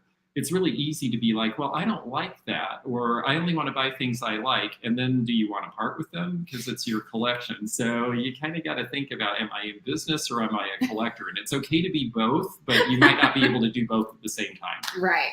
Exactly. That's good advice. Yeah, we've got lots of nice comments. A couple of more additions to the advice thing. Danny says long tail and short tail have to have a mix. Vintage vinyls, know your audience. That's a good one. But then Auntie Erie has a compliment for you, Mary Beth. I love seeing the homes of real people who have a great artistic eye. It's lovely to see Mary Beth's home just so well put together. Well, thanks. Isn't that sweet? And it really is. Yeah, your house is great. Thank you. And then Carrie said, can we please see where your fridge is? I want to see where the noisiest ice maker ever actually lives. We'll do that in a minute. So I have a question from Diane for George. What has been your best and hardest thing to find? Okay. I think it's always a hard question. It is, because, best is relative to what you like, but I guess the best deal I found, I just walked by where the house used to be the other day when I was in Seattle. I went to an estate sale. There was no electricity. It was a dark, stormy day. You couldn't see anything, and they had a stack of pictures, and they said all the pictures are $20 each, and I pulled out what I thought was a print, but I thought it was good. And it turned out to be an Edward Curtis original photograph in blue albumen worth $2,500. Wow. So that was a nice find. Wow. That was one of my better ones. And what was the other part of that question? I missed it. The hardest thing for you to find. The hardest thing for me to find is probably the black glazed treasure craft Tiki God experimental piece that I broke and have been trying to find ever since. I think it's in the book. It no longer exists. And they were a very, very, very limited, short attempt by the Hawaiian factory to do a black glaze. And I don't know if any others are in existence. I've seen smaller ones. I've never seen the full size. Now, I think I've looked at your book briefly, and I've seen a broken piece in there. Yes. Was that it? No, that was the teddy bear. And the reason I put that in is because when I was doing the book, I bought a whole lot of stuff on eBay. And I wanted to show people that eBay is hard on merchandise because not everybody knows how to ship well. And I had that piece that was broken in the book was a beige Sprite on a teddy bear that they made for like 3 months right before they discontinued the Sprite line. I've never seen another one of those. And the person put it in a box that it didn't even really fit in. You could hear all the broken pieces, and you could see that they like shoved it in a box that it was too small for him. Just like, So, shipping. Sprite is it like a pixie? A pixie, yeah. Treasure Craft called theirs the Sprites, yeah. I didn't know Treasure Craft had like pixies, but I've got to have your book. Oh, well, I'll bring you one sometime. Okay. Yeah, I just got a new order. Yes. Okay, so Laura, should we do the chair? I want to. Okay. So let's preface it by explaining that George this is one of the things he offers. Yeah. Yeah, for people to do. Yeah, George is a professional appraiser. I am certified and certifiable. No, I am a certified appraiser of antiques and personal property, and that involves a certain amount of training, and it's fun and interesting, and I love doing appraisals. And if you need something looked at, well, I'll tell you, you can go again to the antiquenomad.com and find out about how I do it. And for those of you the last month who've sent me appraisal requests, I promise you I'm working on them this weekend. It's been a very busy time with 3 shows in a row, one in Ohio, one in Oregon, and one in Washington. And I just got back here. I promise I'll get that done. He's a busy man. So this chair, Laura and I bought at an estate auction for Laura's mom, Joy. And those of you who don't know, Laura's mom has an antique store called Lehman's Furniture and Antiques. And this chair has been in Joy's possession for the last couple of years. Yeah. Is that correct? Yes. Okay, so I've got some close-ups that I want to show you of the chair. So there's just like a just basic view of the chair from the front. There's a chair, a picture of the chair from the back that has like, you can see the carving. Yeah, so George gets to put his hands on it though. So, he does. Yeah, but you guys, we couldn't hold the chair close enough to the camera. So, to really show you. Here's a close-up of underneath the chair, and it says Joseph and Frances From Mother and Father, Christmas 1935. Wedding chair of your great-grandmother, Hannah Newland Williams, about 1815. Seat, the handwork of your mother, 1935. Isn't that awesome? It's so cool. You usually don't get so many clues, and that's really a bunch of useful information. And it seems like it all adds up. Sometimes when family writes stories, they're just stories, and they're not necessarily true. But I'll let you scoot up a little bit. Oh, okay, thanks. This one seems to be right. She showed you some of the close-ups of some of the parts of the chair and the way that they're joined, and that's one thing we look for. But another thing we look for to see if it's really 1815 as opposed to machine era is, so this is a Duncan Fife style with the heart back and this sort of Adam-esque fan. And you want to look to see if things have been hand carved or if it was done by a machine, maybe pressed by a machine or carved by a machine. And machine stuff starts as early as like 1850. But when you look at this, if you look at the cross hatching here, it's a little hard for you folks at home to see, I'm sure. But if you look in here and some of these details, you'll notice these are not exactly perfectly uniform. They're not all the same size. And that's what tells us that this was hand carved. So can you show that close up again? Yeah, I let's can see. try. Well, No, I I can mean, you know, the picture, there's a close up of that. Yeah, let me do this and see what happens. Are you going to try that? You're awfully brave. Oh, hey, you're doing pretty well, though. Yeah, so you notice that they look very similar, but they're a little different with these scoops. They're just not quite exactly perfectly uniform. A machine would have made these perfectly uniform. So this was not done by a machine. And so that tells us that there's a good chance it's before the 1850s. And then when you look a little closer at some of the other joinery now, you know, on a dresser or something, you can see dovetailing and that sort of thing. But on this, you really can't because there's just glue blocks and things. So really, it is the carving that's going to be the big tell on this as far as age. And the other part, too, when you look up here, oh, here's a good example. Okay, notice how like, this little piece here is not exactly the same size and shape as this one and this one and this one. Again, it's because each piece has been done by hand. So they're all going to be a little bit different. And so that tells us that the story on here is probably true. The only thing that I'm a little suspicious of is the story about this. I have a feeling that sometime after 1935 that somebody recovered this one more time. Yeah, that's what I'm thinking too. Because this sure looks like 1980s fabric. Yeah. I got up close to that and I was like, yeah, that's not it. And mom said the same thing. And look at this backing. This is definitely newer. So. And I wonder, it doesn't feel like it though. I was wondering if the needle point might be under there, but it doesn't feel like it. It feels really thin, like they probably stripped it. Yeah, so that's probably missing. It's gone, but you could get an old piece of fabric and redo it. I mean, it is sort of expected that upholstery is going to wear out after 150 years. So, you know, if you got a nice old piece of fabric and redid it, then it would be appropriate for the chair. Right. But it's cool. I like it. I've always liked this. I like shield back. I don't know what it is. It's just yeah, I do too. It just has a real statement to it, I think. So that was really fun. Thank you. Yeah, it was fun. Oh, I'm glad, and it didn't stump me. That's always nice too. One thing I tell people is, you know, when you're doing an appraisal, is I hope it's okay to sit on this. It seems it is. Or you can sit here. It doesn't matter. Oh well, I'll go back to this. Okay. But one thing I tell people is, or actually, I'll let you sit in the middle again, and I'll sit on the edge. But one thing I tell people is a lot of times, you know, an appraisal, a true appraisal, as opposed to just, you know, this is what we call intake evaluation, basically.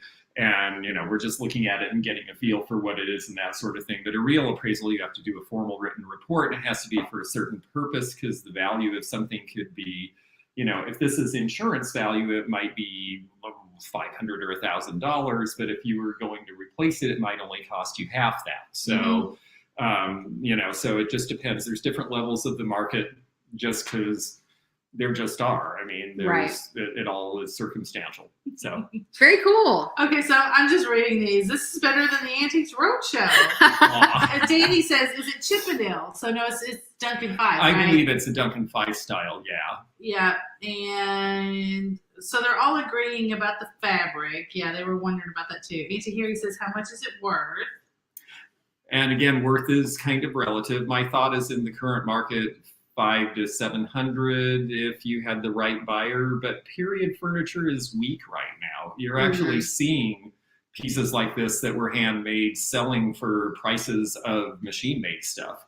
And it's a great time if you like really old traditional styles and you like period furniture. There was an article 2 years ago in the New York Times about love your antiques, they're not worth anything. And they talked all about how all the people who bought period furniture at the top of the market are sitting on a huge loss. And I'm like, well, then that makes this the perfect time to be a buyer if you're into it, because it's never going to be cheaper. And at some point when these styles get more popular again, then people are going to respect the old stuff because, you know, it can't be remade. Yeah. So. Right. That's right. Yeah, and then somebody else is also like fabric not original. Yeah, it would have been, you know, she tells the story, it would have been a needlepoint piece. Yeah. You know what I mean? Yes. Like, we've got an old piece of needlepoint in there. I don't know if it's laying in there or not. But. This is a good question from Susan. How long before an appraisal gets stale? Oh, that's a good question. That is a good question. Yeah, I tell my clients they should, you know, if they have like say I'm doing an entire thing for insurance and they have a really high-end collection, I tell them, you know, check back with me maybe every 5 to 7 years. Okay. And depending on what's happened in the market will determine whether you need another appraisal. I have to be honest, I'm not really great at like pushing services that people don't need because I just don't believe in it. And, right. I mean, I had one guy, I did his appraisal and 7 years later, all his stuff was worth about the same. And I'm like, you're good, call me back. You know? But then some things really change because like 20 years ago, we would have said these swung bases are worth $35 a piece. And now we all know a lot better because the market has changed because everybody is excited about their nostalgia. And for our generation, the 60s and 70s are our nostalgia. So yeah, when we first started, Mom bought this one. The red one in front. The red one. In the front. The second one, you know, from the left. And she showed it to me and she's like, I think you guys might like this. We're starting, you know, with the eccentric stuff. And she's like, I hope I didn't pay too much for it. And I was like, oh no, Mom, what did you pay for it? And she's like, $12. You know, so you did fine, Mom. Yeah, exactly.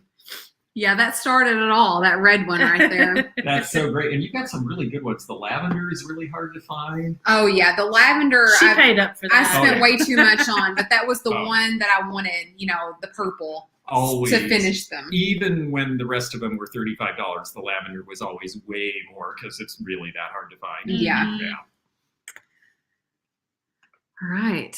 Ooh, I think we have games. Yes, we do. We still got 325 people because it's it's the George Love Train tonight on Fatbird Finds. I want to show like a couple things that your mom found today at the yard sale. Oh, let's do. We'll get George's opinion on those. Oh yeah, that sounded fun. Yeah. Yeah.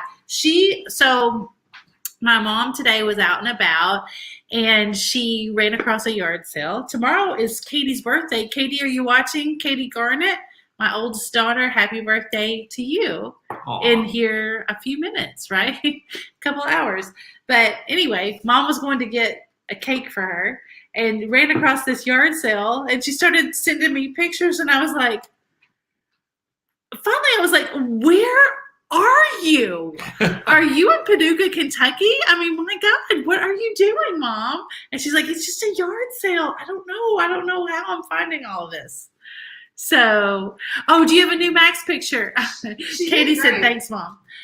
We do have a new Max picture. I gave it to Mary Beth because Auntie Christy last week suggested when we get a super chat to show a Max picture, which I thought was so cute. Oh, yeah, I've got one.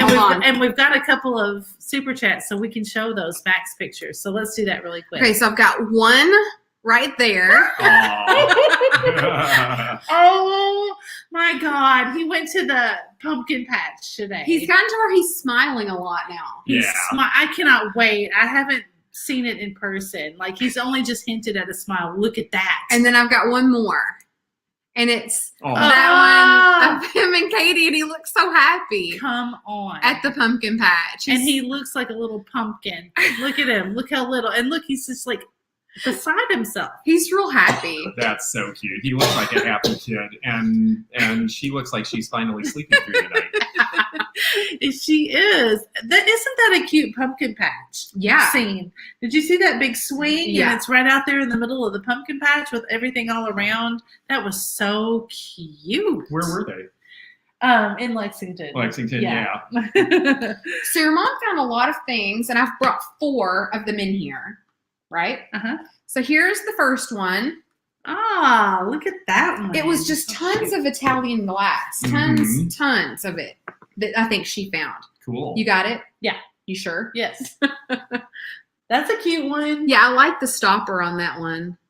It's just a little bit imperfect. It's not like super straight, but I really like it. And it's, you can tell that it's all hand done. I think this is the next, these kind of bottles are the next fad to go with the swung vases. You think so? Yeah. Oh, I agree, because the Blanco decanters and stuff have gone out of sight, and a lot of people just starting can't afford them, and these are starting to jump up too. Mm-hmm. And, originally these were sold just because they had Chianti in them, and it was like, oh, well, we'll get people to buy it and they'll take the bottle home. Right. So, Exactly. yeah. Yeah, but they're great. So just as a side note, anything that we ever show as like a haul on this channel, you can always email us if you want to. Our email is thatbirdfinds@gmail.com. Anytime you ever see anything that you're interested in, you can always email us and we can let you know if it's still available, just so you know.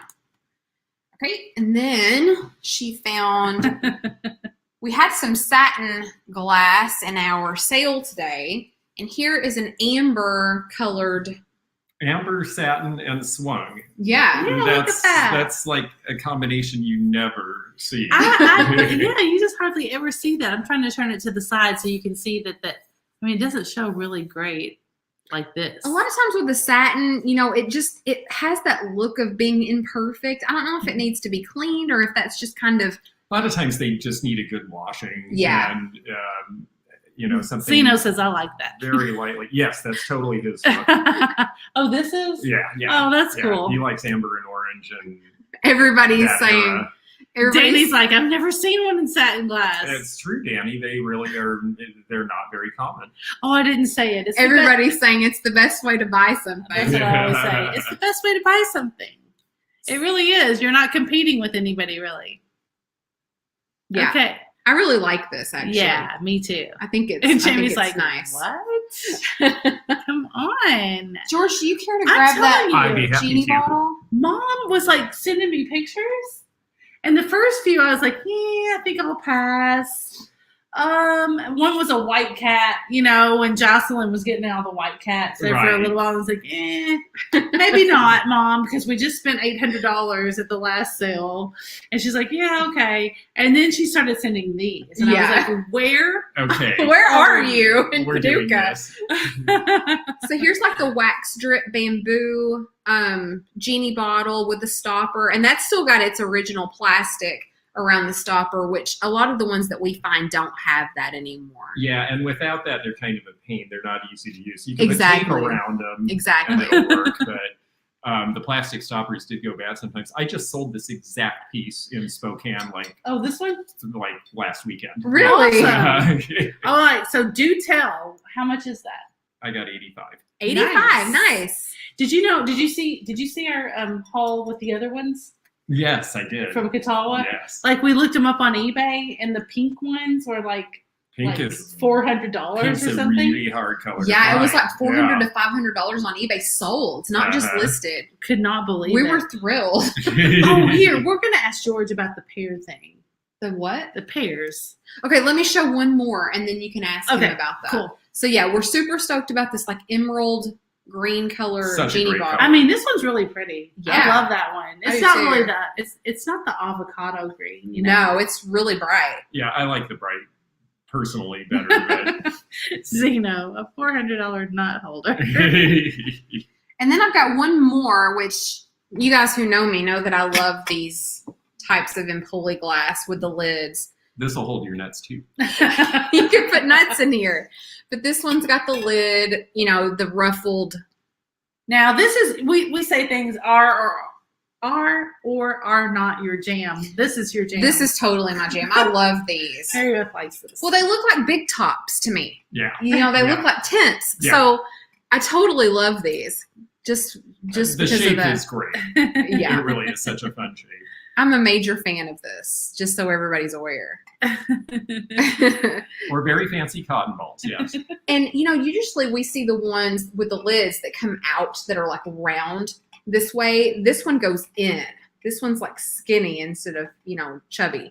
So I really like it. I know. I'm digging it. And you get 3 of these together in different colors and different shapes, and they're just so much fun. I mean, they're really fun to group because they're all just a little different from each other, it seems. Yeah, your mom did great. Yeah. I mean, come on, Mom.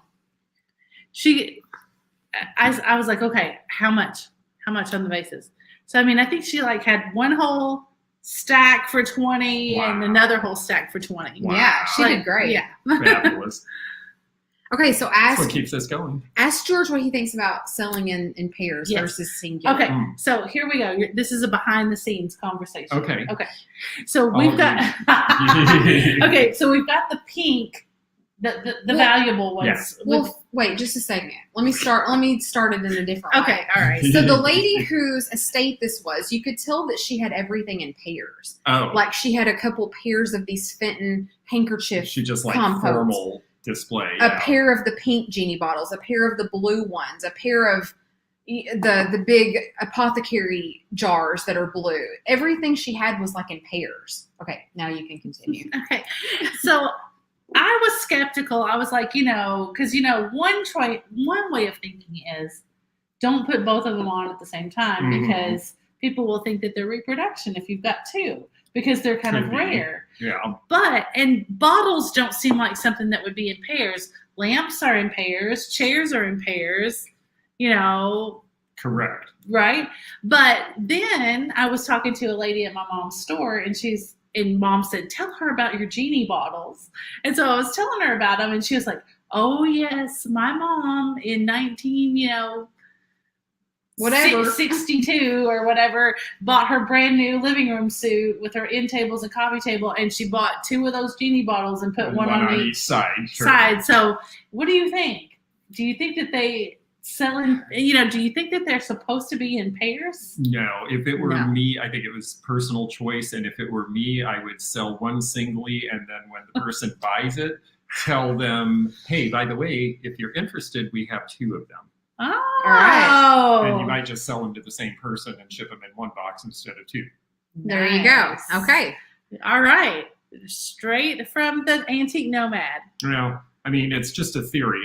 Any of those theories could work. Somebody might love a pair, but they might not pay what you get for 2 individually if they weren't specifically, like you said, lamps, tables, things that were made to be in pairs. I agree. If it wasn't specifically, and that was my question. I was like, maybe I don't know. Maybe they were sold in pairs, but I think they that's probably weren't coincidental. I think it's just because, oh boy, they are so cool. Just because this lady liked them. Yeah. She bought 2. So probably. now I've taped the tops on because Mom's like, what's the green stuff? it. Everybody's like, what's the green stuff? Yeah, it's just tape. it's tape because these don't have their original plastic on the inside. And the last thing I want to do is break these. Can you tell we paid up for these? We were about to panic. We did pay up for these, so the last thing I want to do is break them. So yeah, that's why the tape is there. For what they were worth now, you still didn't pay too much. Yeah. So we're super stoked about these. Yeah. So look Laura, how pretty they are. you got that one. Yeah, I do. Laura and I have been talking about selling it in pairs, so I think now we're going to probably sell them separate. And it might be because you have really bright light in here, but they are actually more true pink than what you're seeing on your screen. I probably need my white. Maybe white behind. Yeah, let's see if we can show that. My camera tends to wash color out a little bit. Here, I'll do that, and George can. Maybe down at the thick part. Yeah, you it get still a little doesn't bit really. Better. It's a little more like what you're seeing here in person. I think that's why they're so rare. The color is really hard to get. It's like there are certain colors that are hard to photograph, and it's interesting if you look for certain things online, you may get deals on certain shades of things because they just don't look good in pictures. And Sammy's given us a really good tip. She's like, put rubber bands around the inside of the stoppers. That way it doesn't show, and that's a good idea. Stick in there, and that's really a good idea. That's a good idea. Thanks, Sammy. Yeah, definitely. So these will, if anybody's interested in these, I will disclaim that we are expecting to try to get 450. Against George's shirt. That's true. Somebody said it's going to sound good against George. Okay. We are expecting to get around 450 for these because that does seem to be what they're selling for on eBay. So that's the plan. We will definitely sell to you if you want, but these will be going up on eBay in the next few days. Yeah. Awesome. Very cool. Yep. And we got that pair. If you didn't see the other show last week, she's going to show you the blue ones too. They're not as valuable. We got the blue diamond point ones as well, which I think are way prettier. I like the diamond point. But it's all up to individual taste. Yes, go figure, right? You don't know why one's going to bring a lot more than the other. You don't. When you put those up in the window, they are gorgeous. Yeah. Oh, and yep. Did you pay? We didn't pay that. I didn't think so. Mom got them for $100 a piece instead of Oh, that's great. Yeah. Yeah. Because I just sold one of these for about $195. Yeah. So, yep. Cool. Look how pretty that I is. love that color, that just super cobalt. Yeah. And again, she had everything in pairs in that house. She really did. Interesting. What a great Vegas house. money for December. Put them on Cherish. What's Cherish? Cherish is a high-end website, kind of like First Dibs, and they tend to sell more to designers, and so prices are higher. One thing about First Dibs and Cherish is that they're really great for information. Just know that a lot of those people are selling to interior designers, and interior designers, pretty much if you have an ASID, American Society of Interior Designers card, you expect to automatically get 15 to 20% off anything you buy before you even start. So when you see these big high numbers, remember they're selling to designers in big cities, and they know they're going to discount from that number. So I get so frustrated when people are like, well, it's on First Dibs for $600. I'm like, yeah, and no one will ever get that price. Interesting. Yeah, but it doesn't mean that it's not a good place to sell and that you won't get good money for stuff, because you will. It's just, you got to kind of know where you're playing. Also, it's super good for the trend, right? Yeah, very good for the trend. Even if you don't use the exact pricing. Absolutely. Yeah.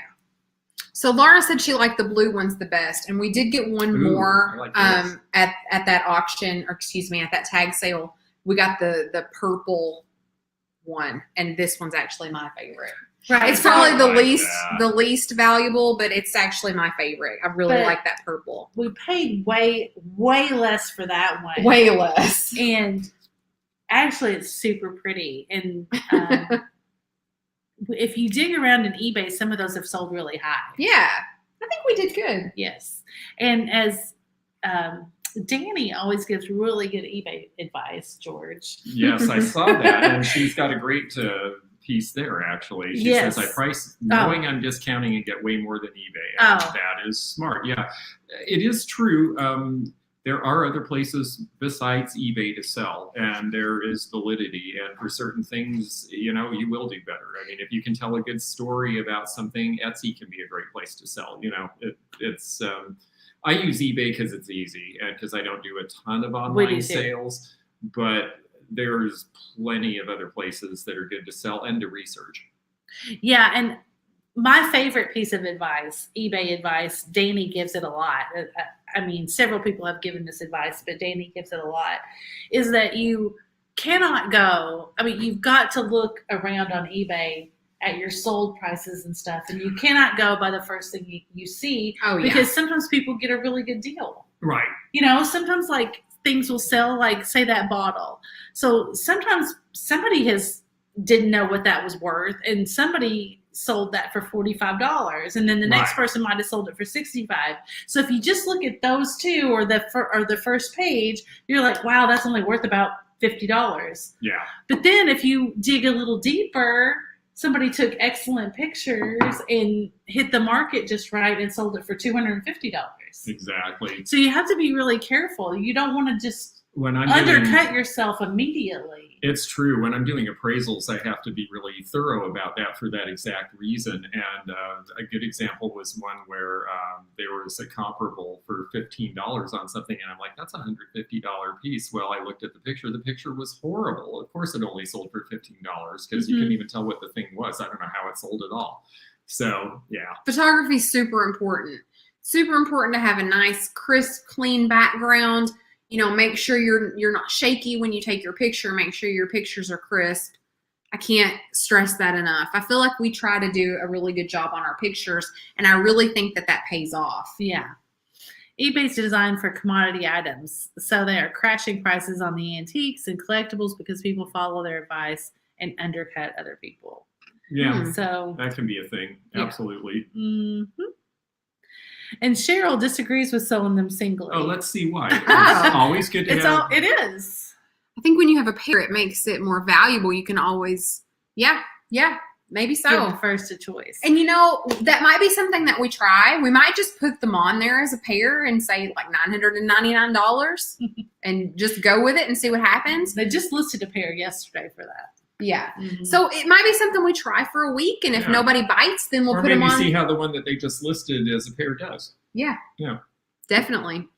I'm not opposed to trying something out just to see, because put the highest price that you want on there and list it for a week, and if it doesn't work, then try something else. And Katie says, also sometimes people mislabel things, and so an original Coca-Cola tray, for example, gets passed by. Yeah, there used to be a website, and I don't think it's there anymore, which is too bad because it was great. I made a lot of money with it for a while, called Thumb Fumble. And what it was you would go and it would give you all the misspellings of things that people put wrong on eBay so that you could go search the misspelled words. And that was actually how I came up with my, for my collection, I got the Treasure Craft Harem Girl because she was on eBay as Jamaican, I think they meant Jamaican dancer. Oh. And I found it because Thumb Fumble said put in Jamaican, and I'm like, who would do that? And there it was, and it was $15 for a $150 item. I'm like, oh wow. So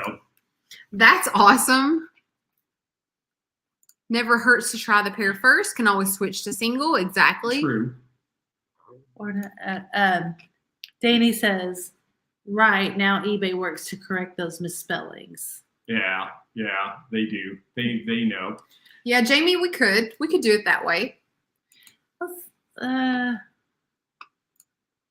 just bought Clydesdale horse for $15. Well, money laundering. Well, I've heard a lot lately about these really high numbers on eBay are people money laundering. There may be some truth to that, but there's also there also can be other things that you don't know behind the transaction. So again, that's why you need to try to find multiples to do your comparisons. Right. Definitely. Or like Wedgwood spelled with an E. Right. Yeah. That happens a lot. That was a good one. Yeah. I'm probably guilty of that. I do that a lot. Actually. You guys are so great. You're coming up with lots of great conversation. I love it.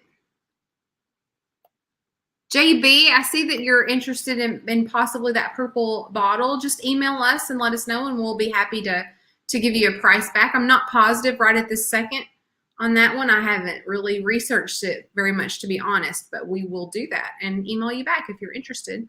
God. Some of these questions, I pulled out one of my games here. Yeah. Where it's about that time of the night where we start to get a little, have a little fun. But this has been awesome and fascinating. Did you want to show anything else, or were those the few pieces you wanted to show? This is an interesting thing, Jamie, that you're bringing up, that Corningware Spice of Life stuff. So my mom found some Corningware Spice of Life dishes, and I was looking them up on, she was like, should I buy these or should I not? And I'm like, I don't know anything about those. And I looked some up on eBay, and some of them were like $10,000. And I'm like, what the heck? I was like, yeah, go ahead and pick them up. Who knows?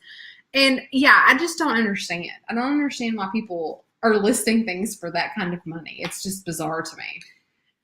It can be because they're selling something other than the item you're seeing. Gotcha. Yeah. Gotcha. Yeah, that there's some sort of a deal behind the scenes that we're not aware of. And like, If it seems too good to be true, it probably is. Yeah. You remember when we were doing those matchbook covers? yes. And somebody listed a matchbook cover for, like $3,000. I don't know, yeah, something like that. Something ridiculous. And we had one of them, and I'm like, really? Yeah, And I I'll was take like- that.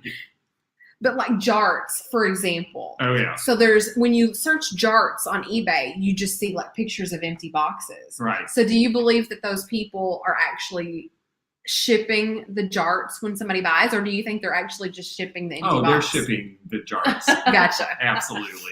Yeah, that's yes, I was. They're totally doing that. After I had my little fit about eBay making me take my jarts off, which I understand now, and I'm fine with it because I found there's other ways to sell them for more money, so that's okay.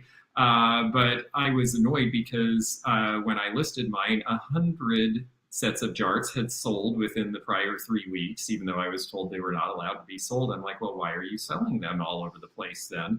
And half of them said, box only, and then you read the description, and we'll throw the contents in with it down in the description. But one actually said, complete set with things, and eBay let them sell it. Wow. Yeah. So, Another good example of this, Mom, I'm not trying to tell on you or anything, but it's just to the point, right?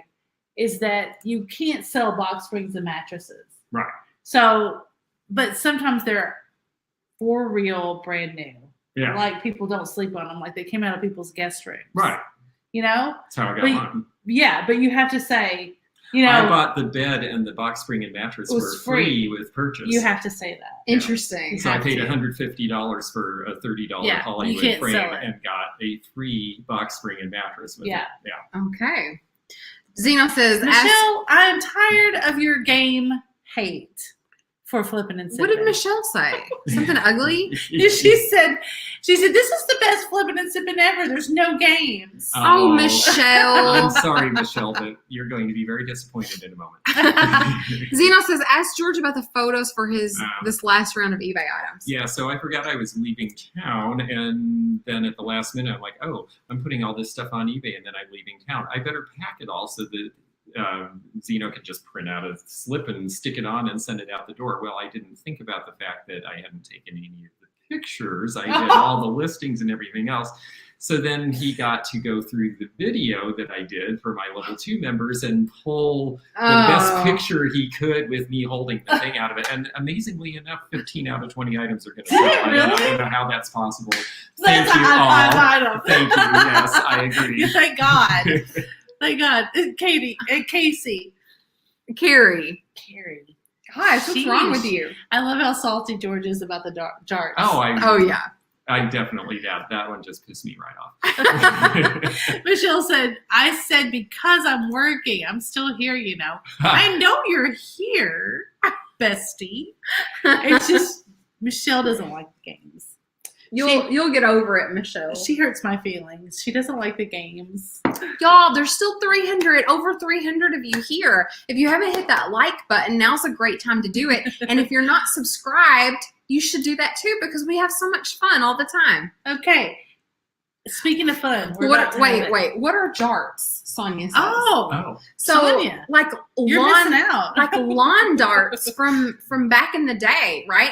So you would like set up these targets in your yard, and like it was basically darts for your yard, Yeah. and you would throw these big darts at the targets in your yard with pointy ends, and you can imagine how terrible that would be if a kid or an animal got in the way, right?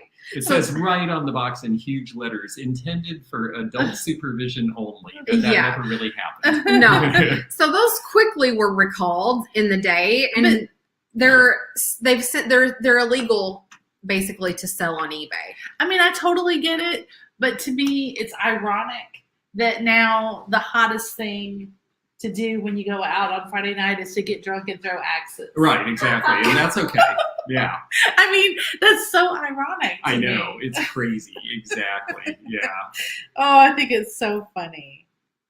Okay, Wait, where'd you go? I've got to show Oh, you've Oh. got some. You're gonna make George jealous. Oh, no, that's okay. I kept the set for me. Did you? Yes. So yeah, they're just basically just darts that you throw in I mean, the we yard. totally had these. I think everybody had them. Absolutely. Yeah. And yes, we did throw them at each other's feet, and that is how a lot of people got injured. None of us. So yeah, that's what jarts are. Lawn darts for the yard. Yes. Show the picture of what you're supposed to do with them. See, there he is. Yes. It's like you can throw hula hoops down in the yard. Warning, not a toy.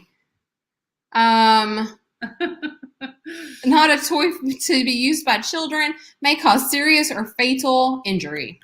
Fatal. There you go. Oh my God.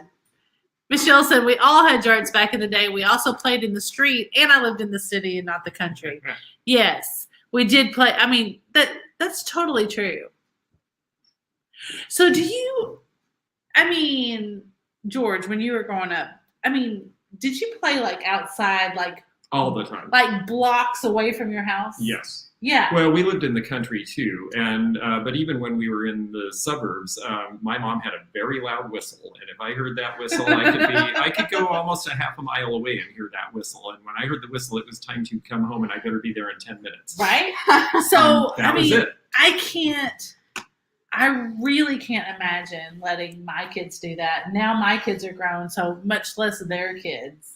Like just going out to the next neighborhood over and playing. I just can't imagine letting them do that. It's so strange to me. I mean, I don't know. I can imagine letting them do that, but I think I still have this sort of world in my head that maybe isn't the world we live in now. I'm not sure. Or maybe it's because I'm not a parent. It's like, oh, I did it. It's fine. Yeah. Exactly. But I have a feeling if I was, well, maybe I'd have a different too. Unless I was mad at the kid and I'm like, go play in traffic. I have crazy news for you. What? It's already after 11. Oh, come on. So we should probably play a couple cards and Okay. then wrap it up All because right. George is probably going to turn into a pumpkin or Okay. something. Well, all I right. might, but more importantly, our audience. And sorry, Michelle, we have to play games. It's And look, Flippin and Sippin that's tradition. right. This is why I came. It's tradition. So we're going to do first of all, we're going to do a couple of these. So this is 50 questions for insane conversations. Okay. I'm ready. Helen says we never left the yard. What did Jamie say? I grew up in the 80s. Densely populated Southern California and was gone all day on my bike with friends. No cell phone, sketchy Right. neighbors, dogs without leashes. How did I live? All right, here we go. Number 1. This is the first question, the countdown. Okay, both of you two. Okay. You are presented with a strange challenge. Someone dares you to count backwards from 300 to 0. Huh. If you succeed at this simple request, you will be given $25,000 in cash. However, if you misspeak, get any digit incorrect, or make any mistake whatsoever, you will immediately be doused with gasoline and burned alive. Oh my God. Do you attempt this challenge? Do I have a choice? Yeah, I'm not doing it. Isn't that great? I mean, it's just counting backwards to 300. Yeah, I would mess up. I'm going to say I would take that challenge because I got pulled over once by the cops and I was not drinking and yet they made me count backwards by 7s from 100 to 0. By which 7s? 100, 93, 86, 79, 72, 65. And I did it. And he was like, oh, I guess you haven't been drinking. I'm like, well, no. But how many people who haven't been drinking could do that? Not me. You know, I thought it was really Oh, crazy. that's crazy. So I'm going to say yes. I'll take that challenge. Yeah, George can do that all day. George, you just made $25,000. Thank you. Yeah, I would totally misspeak completely sober. There's no way. I don't think I could do it. Really? You really wouldn't do it? I would probably just fumble and just mess up. I wouldn't take any kind of a risk at burning alive. Zero risk, Like a day. Danny's like, Damn. Okay. Let's see. I'm trying to preview these, but I'm not really doing too good. Let's see. Okay. Let's just, I don't know. I don't know what this is going to say, you guys. We'll skip it if we don't like Do it. you want me to read it? It's called The Honesty. I'll just read this one and you can read the next one. The Honesty Room. Honesty Room. Okay. Someone builds a paranormal honesty room. Okay. Within the walls of this room, it's impossible for anyone to tell lies. or to avoid answering whatever questions they are asked. Okay, we all got that? Mhm. All right. This same inventor also creates a memory loss drug that is released into the air inside the honesty room as an airborne mist. This is so weird. What this means is that people who enter the honesty room will not remember what they said, what questions they were asked, or even if they were ever even there. Okay. So you're going to go into the room knowing this. Yeah. Okay. The only antidote to the memory loss drug is a pill, and you have this pill. So, in essence, you have access to a room where every guest who enters will tell you the absolute truth about anything, and then immediately forget what they were asked and what they said. Yeah. But you will retain everything you hear. Yeah. Okay. Got it. Okay. I'm liking this. Right? You've got the upper hand here. Yeah. You are inside the honesty room with your parents. Yeah. What do you ask them? Oh, yeah. So basically, you've got the opportunity. Why? You've got the opportunity to ask your parents anything. They're not going to remember you asking them, much less what they said, but you are going to be able to know it. I have a parent in the room. I can't answer. George, we're counting on you for this one. Boy, We both have parents watching. It's okay. Well, I have one too, but that's okay. She'll forgive me. Is she watching? Does she watch you? I have one that watches. Oh, Yes. that's nice. Yes. That's nice. Yes. Hi, Ann. So, boy, let me think. The problem is how do you forget that afterwards? I mean, how do you unlearn that thing that you learned about your parents? Yeah. I don't know. Is the question? That's a tough one. Okay. So what question would I ask? I guess. Does anybody have one in the chat? Yeah. Any ideas? In the chat, what do you do? Did they do all the things they told us not to do as teenagers? Oh, that's a good one. Why did you let my brother get away with it and let me take the blame? Oh. Ooh, good one. Yeah. Why does the first child, not be able to do anything, and then the next kids all get to do whatever they want to do or get the new car or whatever? We had to earn our car. Yeah. They just had to get straight A's to get theirs. Right? Yeah. I think that my parents were a lot harder on me than they were my younger brother and sister. Yeah. I think, so it was me and then my sister and then my brother. And I feel like they were much harder on me and then a little bit harder on her and then just like super lenient with him. No kidding. I mean, for real. That's a good, That's there's for your real. question. That is for real. That's for real. Do you want to ask one? I'll ask one. Okay. Oh, George wants to. Cool. Here, I don't know about here. You just there's a bunch to choose from. Yeah. Okay. Some of them are long. And some of them are not. Oh. Some of them aren't really appropriate. A couple of these are. Actually, there's Yeah. a whole lot of those.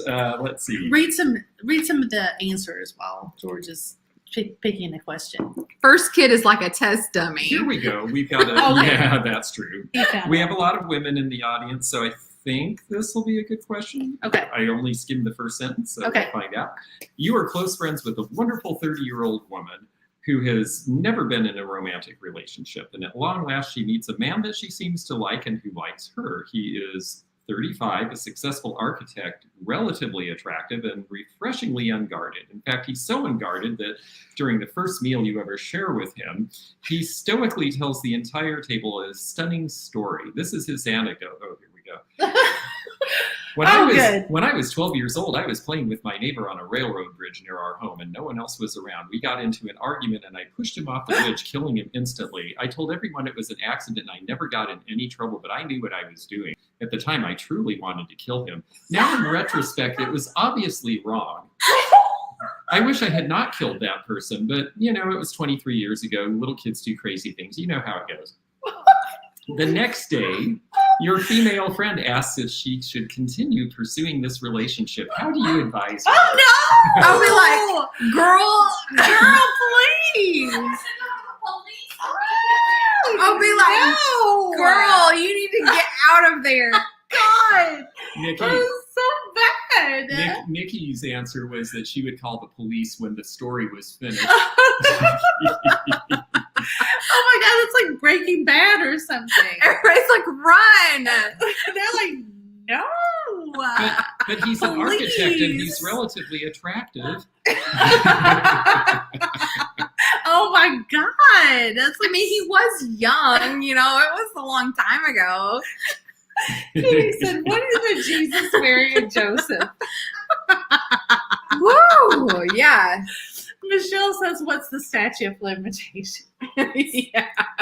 I don't know. Oh my God, that's so great. Yeah, that's bad. That's a bad one. Yes, that's a bad one. We'll do one more. Okay, Yes, one more. Go again. Okay. Wait, Imagine where's the one you just did? Because we're going to sign Oh, them. I'm sorry. No, you're good. We're going to make George sign the There it cards is. for them. There it is. Okay. Okay. Underground dream house. Hey. Imagine your dream house, whatever that house may be. Think of the details you'd like this home to possess. In all of our cases, 17 extra rooms on ground level with easy access to a push cart for boxes. Sorry, I got distracted. You're suddenly given the opportunity to trade wherever you live now for this hypothetical home, and your mortgage will be whatever you currently pay. Oh. The home will be roughly in the same location as your Nice. current residence. However, there's one odd caveat. Here we I go. just started to say, come on. There's got to be in this game. This dream home is buried 2 miles underground. When you look out of the windows, all you will see is dirt. Why would there be windows? In order to enter the residence, you will have to take an elevator that travels 2 miles down at high speed. It's about a 5-minute trip. The 2 elevator. miles? It's probably really hot down there. Oh, God. The elevator is comfortable, and there is there's staff. There's staff located above ground that provides 24/7 maintenance on the elevator. If something breaks or goes wrong, you will be rescued immediately. Would you accept this underground home? I don't think so. I think I would panic. No. Mom says no. Ron is over there going, no, say no. I mean, I kind of like sitting in the dark. You couldn't even sleep all night. I mean, I'm a fan of sitting in the dark, and I like dark that. spaces. But No. yeah, that's a lot. Jamie says, earthquake country? No way. We live in earthquake country, too. Yeah, actually, it's people don't realize there was a giant earthquake, 100 miles from here? Yeah. Mhm. Yeah, Yeah. we're due So- for the big one. They say any minute. I don't know. Mhm. But, I mean, it's like, what? I mean, it's just like your dream home in the same place and Yeah. everything, and all you got to do is just be underground. Like, how often do you look out the window? My dream home includes sunshine. Yeah, My dream home is full of rain. my dream home would be a Frank Lloyd Wright, and so there would have to be lots of windows and lots of That's true. I would want that too. But yeah, I really like sleeping in a very dark place, so I think I Yeah. can handle it. True. I think know. I could do it. Somebody says, as long as it's not 2020 and Uh-huh. I'm stuck at home. There's a fact. Can you go outside whenever you want? I guess you can, but I mean, it's an elevator 5 minutes, ride for 5 minutes away. 5 or it's 10 outside. minutes. Blake would say yes. It's his dream to be a mole person. A mole person. Danny says there's a house underground in Las Vegas, incling a yard. So see, Wow. Oh God, she's like, Oh, she's sent us a even link. sent a you could have that. link. Oh, cool. Here's the immediate problem I find for you is Dixie.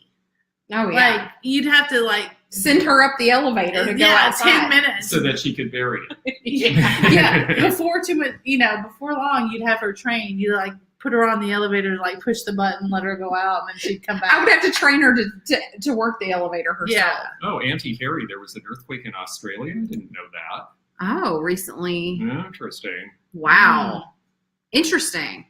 Claustrophobia, panic attack at the thought. Yeah, definitely. I mean, if you think about it too long, that's kind of bad. Yeah. It's like being buried alive. Yeah, I probably would get But- over it. we have a really cool cave system nearby called help me Mammoth Cave. Mammoth Cave Oh, it's amazing. in Kentucky, which is super awesome. And we went a couple of years ago and took a tour. And I'll be honest with you, there were a few points in that tour, especially there were a couple of points where you had to kind of squeeze through some spaces, and it got a little iffy. If you think about it too much, and you're like, "Oh my gosh, I'm really down here." Yeah. So if you remember, like a couple of years ago, George, do you remember this? Those poor little, I think they were Boy Scouts or whatever, were caught in the cave, yeah. like, and the tide came in, Mhm. and the water trapped them in there, and they Yeah. couldn't get out. And then finally, when they rescued them, they had to like dive down and then like shimmy underwater in a space that's like this, Mhm. Yeah. and to get out. Yeah. I can't. Well, it's lucky they were children, because children don't tend to panic as much as like adults do.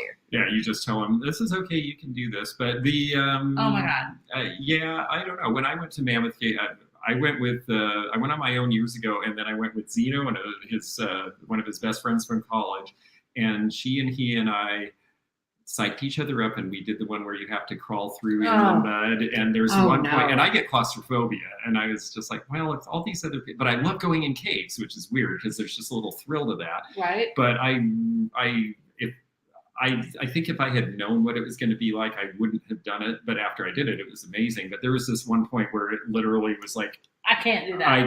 I could just squeeze through, and Can't wait when they talk about everybody it. could just squeeze through. There was just that much, and you're covered in mud afterwards, and it's just Now, it was great to do once.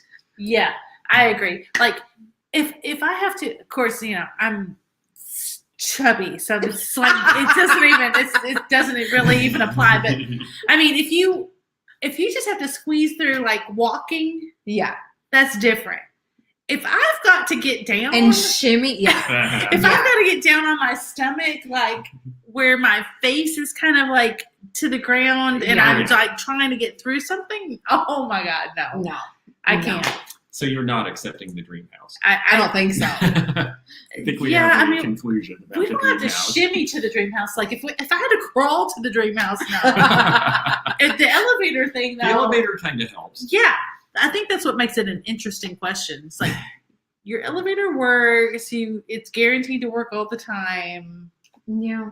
I don't know. I've been in a nuclear bunker near Prague. It was quite the experience. Oh, I bet that was. Wow. Actually. That's crazy. Okay, Yeah. let's switch streams here for just a minute. Oh, yes. Oh, Can we do it? what are we doing? Well, I just want to do these kind of questions real quick. Okay. Just real quick. It's getting late though. I know, just real quick. Okay. I've got to have them for package toppers. That's fine. And besides, it's fun. We don't want to keep See, George. well, we don't George wanna is let having him- fun. George is having I'm fun. having But he might turn into a pumpkin. He's having fun. I think in 11 minutes we'll find out. Okay. All right. Here we go. Here we go. Okay, I'm ready. What type of drink is Madeira? I don't know. Port wine. Very nice. It is fortified wine.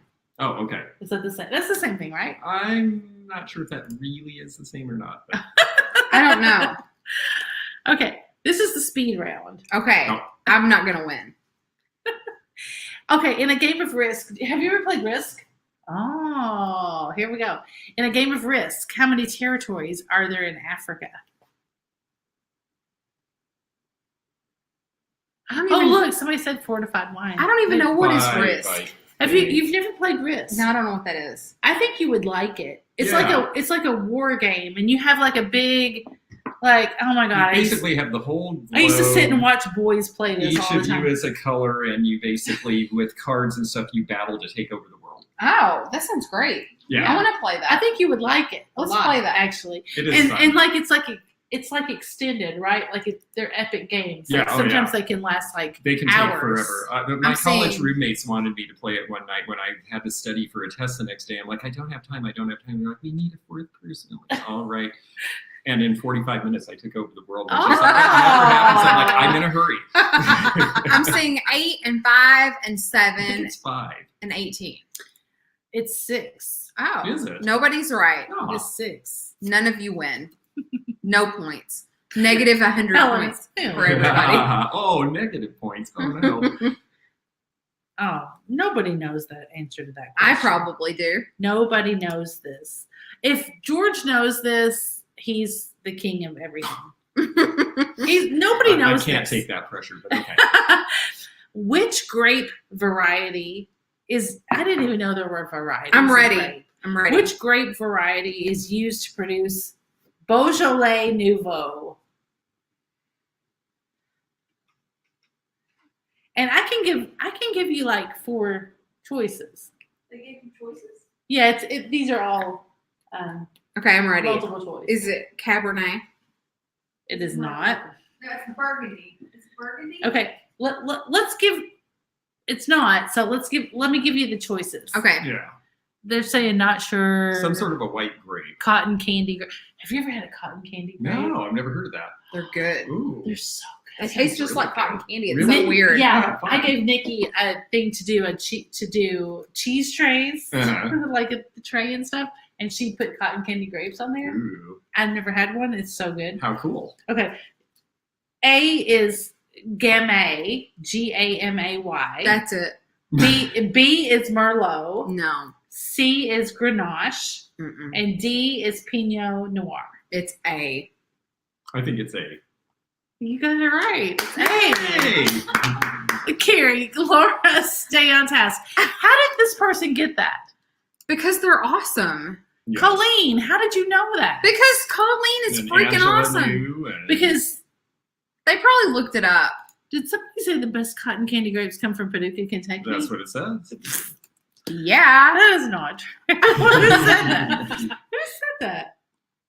What else you got? 2 more. Okay. According to a 2016 survey conducted by KRC Research, which celebrity would be the most popular choice as a dinner guest for Americans? That's interesting. 2016. Yes. Obama. So it's like, if you could have anybody for dinner, who would it be? As of 2016. Alive or Yes. this? It'll Alive. be more fun if they're alive. Alive. It's alive. Tom Hanks. Meryl Streep. Barack Obama. That's because we can Google. Who's answering that? Dick Clark. Michelle says Oprah, Obama, Michelle Obama. All of my references are too old. What did Danny say, George? maybe not. Yes. I think I heard somebody say it. Were you reading answers or were you I saw giving George answers? Clooney. I was in giving there, answers. which I'm guessing might be because wasn't he like the sexiest man alive? For Yeah, a he year? was. What did you say? The answer is Meryl Streep. I said that. Yay! Yeah, I was just wondering if you were reading it. or- No, I said Obama first, and then I said Tom Hanks and Meryl Streep. Oh, Mary Beth is in the lead. Yes. I don't think anybody will get this one. Okay, I'm ready. You're not going to get this. Fine. Which English department store opened on London's Regent Street in 1875? London Fog. Harris. Good guesses. Both Those wrong. are none correct. None are correct. Who's she so snobby? Danny's so snobby. Everybody's guessing Everyone Harrods, says which Harris is because a it's really the one good we've guess. heard of, I guess. I've never heard of the answer to this. Nordstrom's. Grace Brothers. That's from Keeping Up with Nope. That's from Are You Being Served? That's not a real thing. Nice. The PBS show. There's Yeah. Misties, no. I don't know. Liberty. Huh. Liberty. I don't know what that is. I don't either. One more. Okay. One more question. Oh, are we over so Yeah, soon? it's over. Oh, this is a good one. This is a good one. There's not that many choices. Okay, we're ready. When dining formally. Formally. Okay, so Mhm. we're talking about Like pinkies up. yes, pinkies up. Mhm. Emily Post. I'm ready. If you have finished eating, where should you place your napkin? Ooh. I know where the knife goes. Darn, I was thinking it was going to be that. I was going to seem so smart. The napkin? I would Under the table. I would put my napkin like in front of my plate, like not on the plate because I feel like that's tacky, but Yes. like above it, like in front of it. I'll agree with that. Sure. Let's give everybody an answer. On your head. On your head. Your lap. Left of plate might make sense. 'cause On the left plate. would be On the top of your plate. Oh, at the top. Of the Right plate. side of your plate. Cover the plate. On the chair. Left of the plate. On the chair. On your lap. On your plate. I'm thinking left of the plate or above the plate, like you said. It wouldn't be on the right because most people are right-handed, so that'd be where you pick it up from. Throw it on the floor and call her done. Done. Yes, exactly. Done. Okay, it is not on your plate. Mm-hmm. It is not on your lap. Okay. It is not under your plate. Okay. Under your plate. You. Okay. It is next to your plate. Next to your plate. I said So above your I'm plate. totally wrong all the time because I always put it on my plate. That's tiny. Because I always like cover up my mess. Well, then somebody has to clean your napkin, and you're getting it more dirty. I don't like for you to say you don't like stuff. The paper napkins at Taco Bell just don't sit next to the plate. I mean, come on.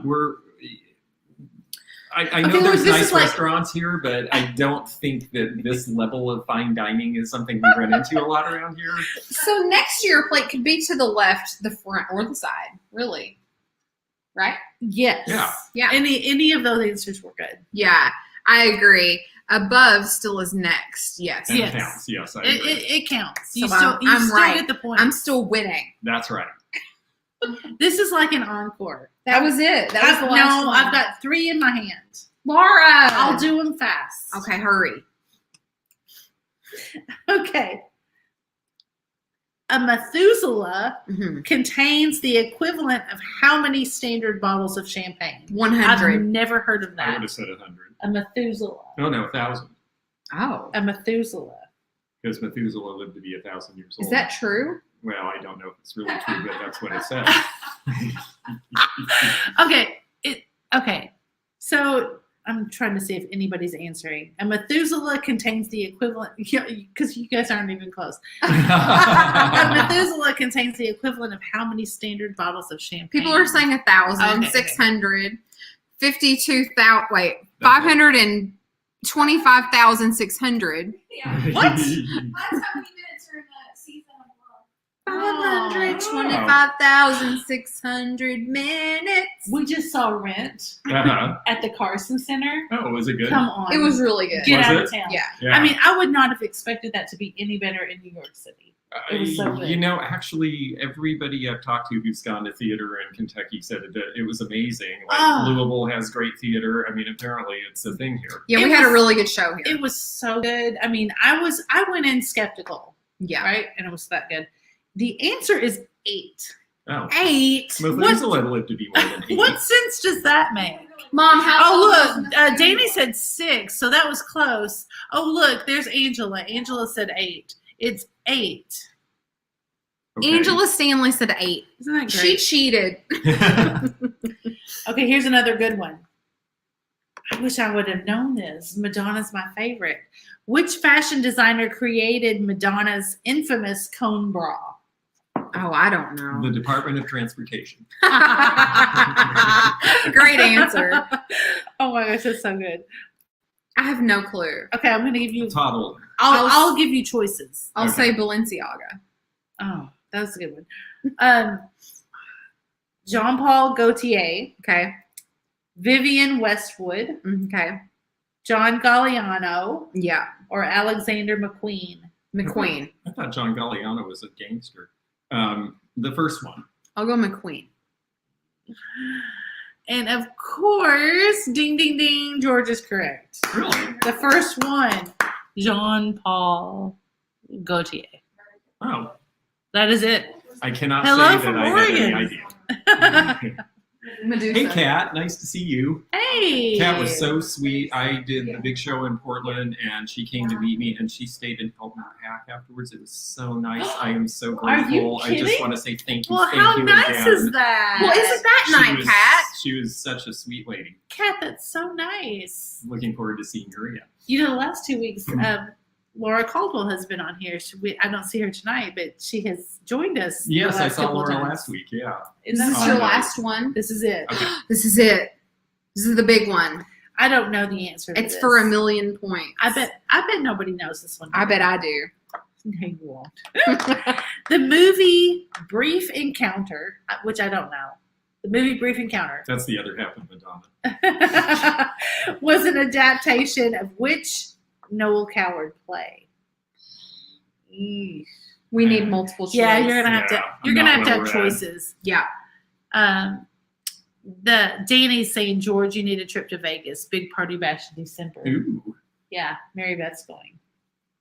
Really? It's Danny's I am. birthday. Wow, that's I know. awesome. Oh. Okay, A, blithe spirit. B, still life. C, design for living. Or D, private lives.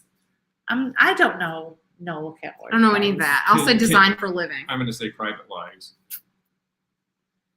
It is not. It is still life. Ah, Bummer. Okay. D. Well, I know. whoever got that one right gets 1,000,000 points. Yeah, we didn't know that Yes. one. None of us knew that one. Yeah. Good job, everybody. yes.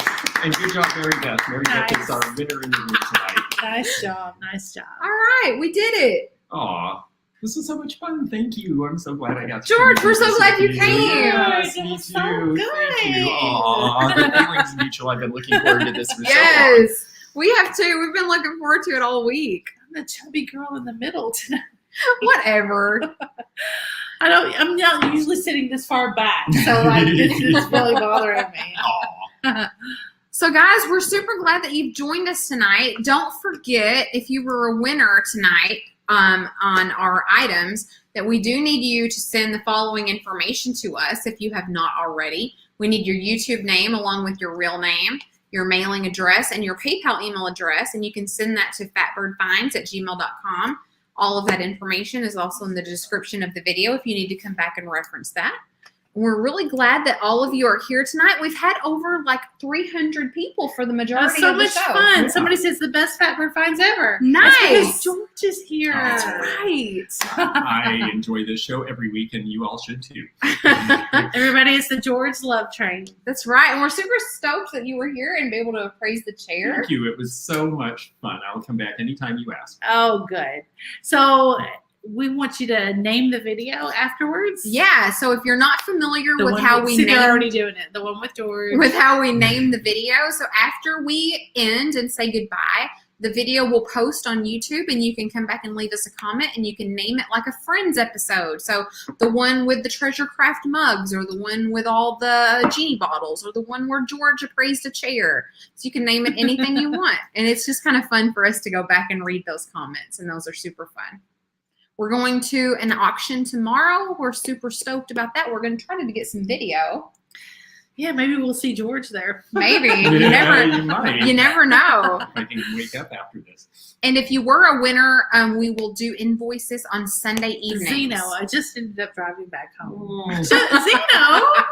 Well, that's good for us. All right, guys. So we are going to sign off. I hope that you all have a fantastic weekend. Be sure to like this video if you haven't already. And if you're not subscribed, we would love for you to do that. Make sure you leave us a comment after the video posts, and make sure you stay tuned to see what Fatbird finds next. And subscribe to George if you haven't, but I'm sure thank you you. all have. The Antique Nomad. Subscribe to him if you haven't done that already. Good night, everybody. Good night, everyone. Bye. Oh, y'all stole my line, both of you.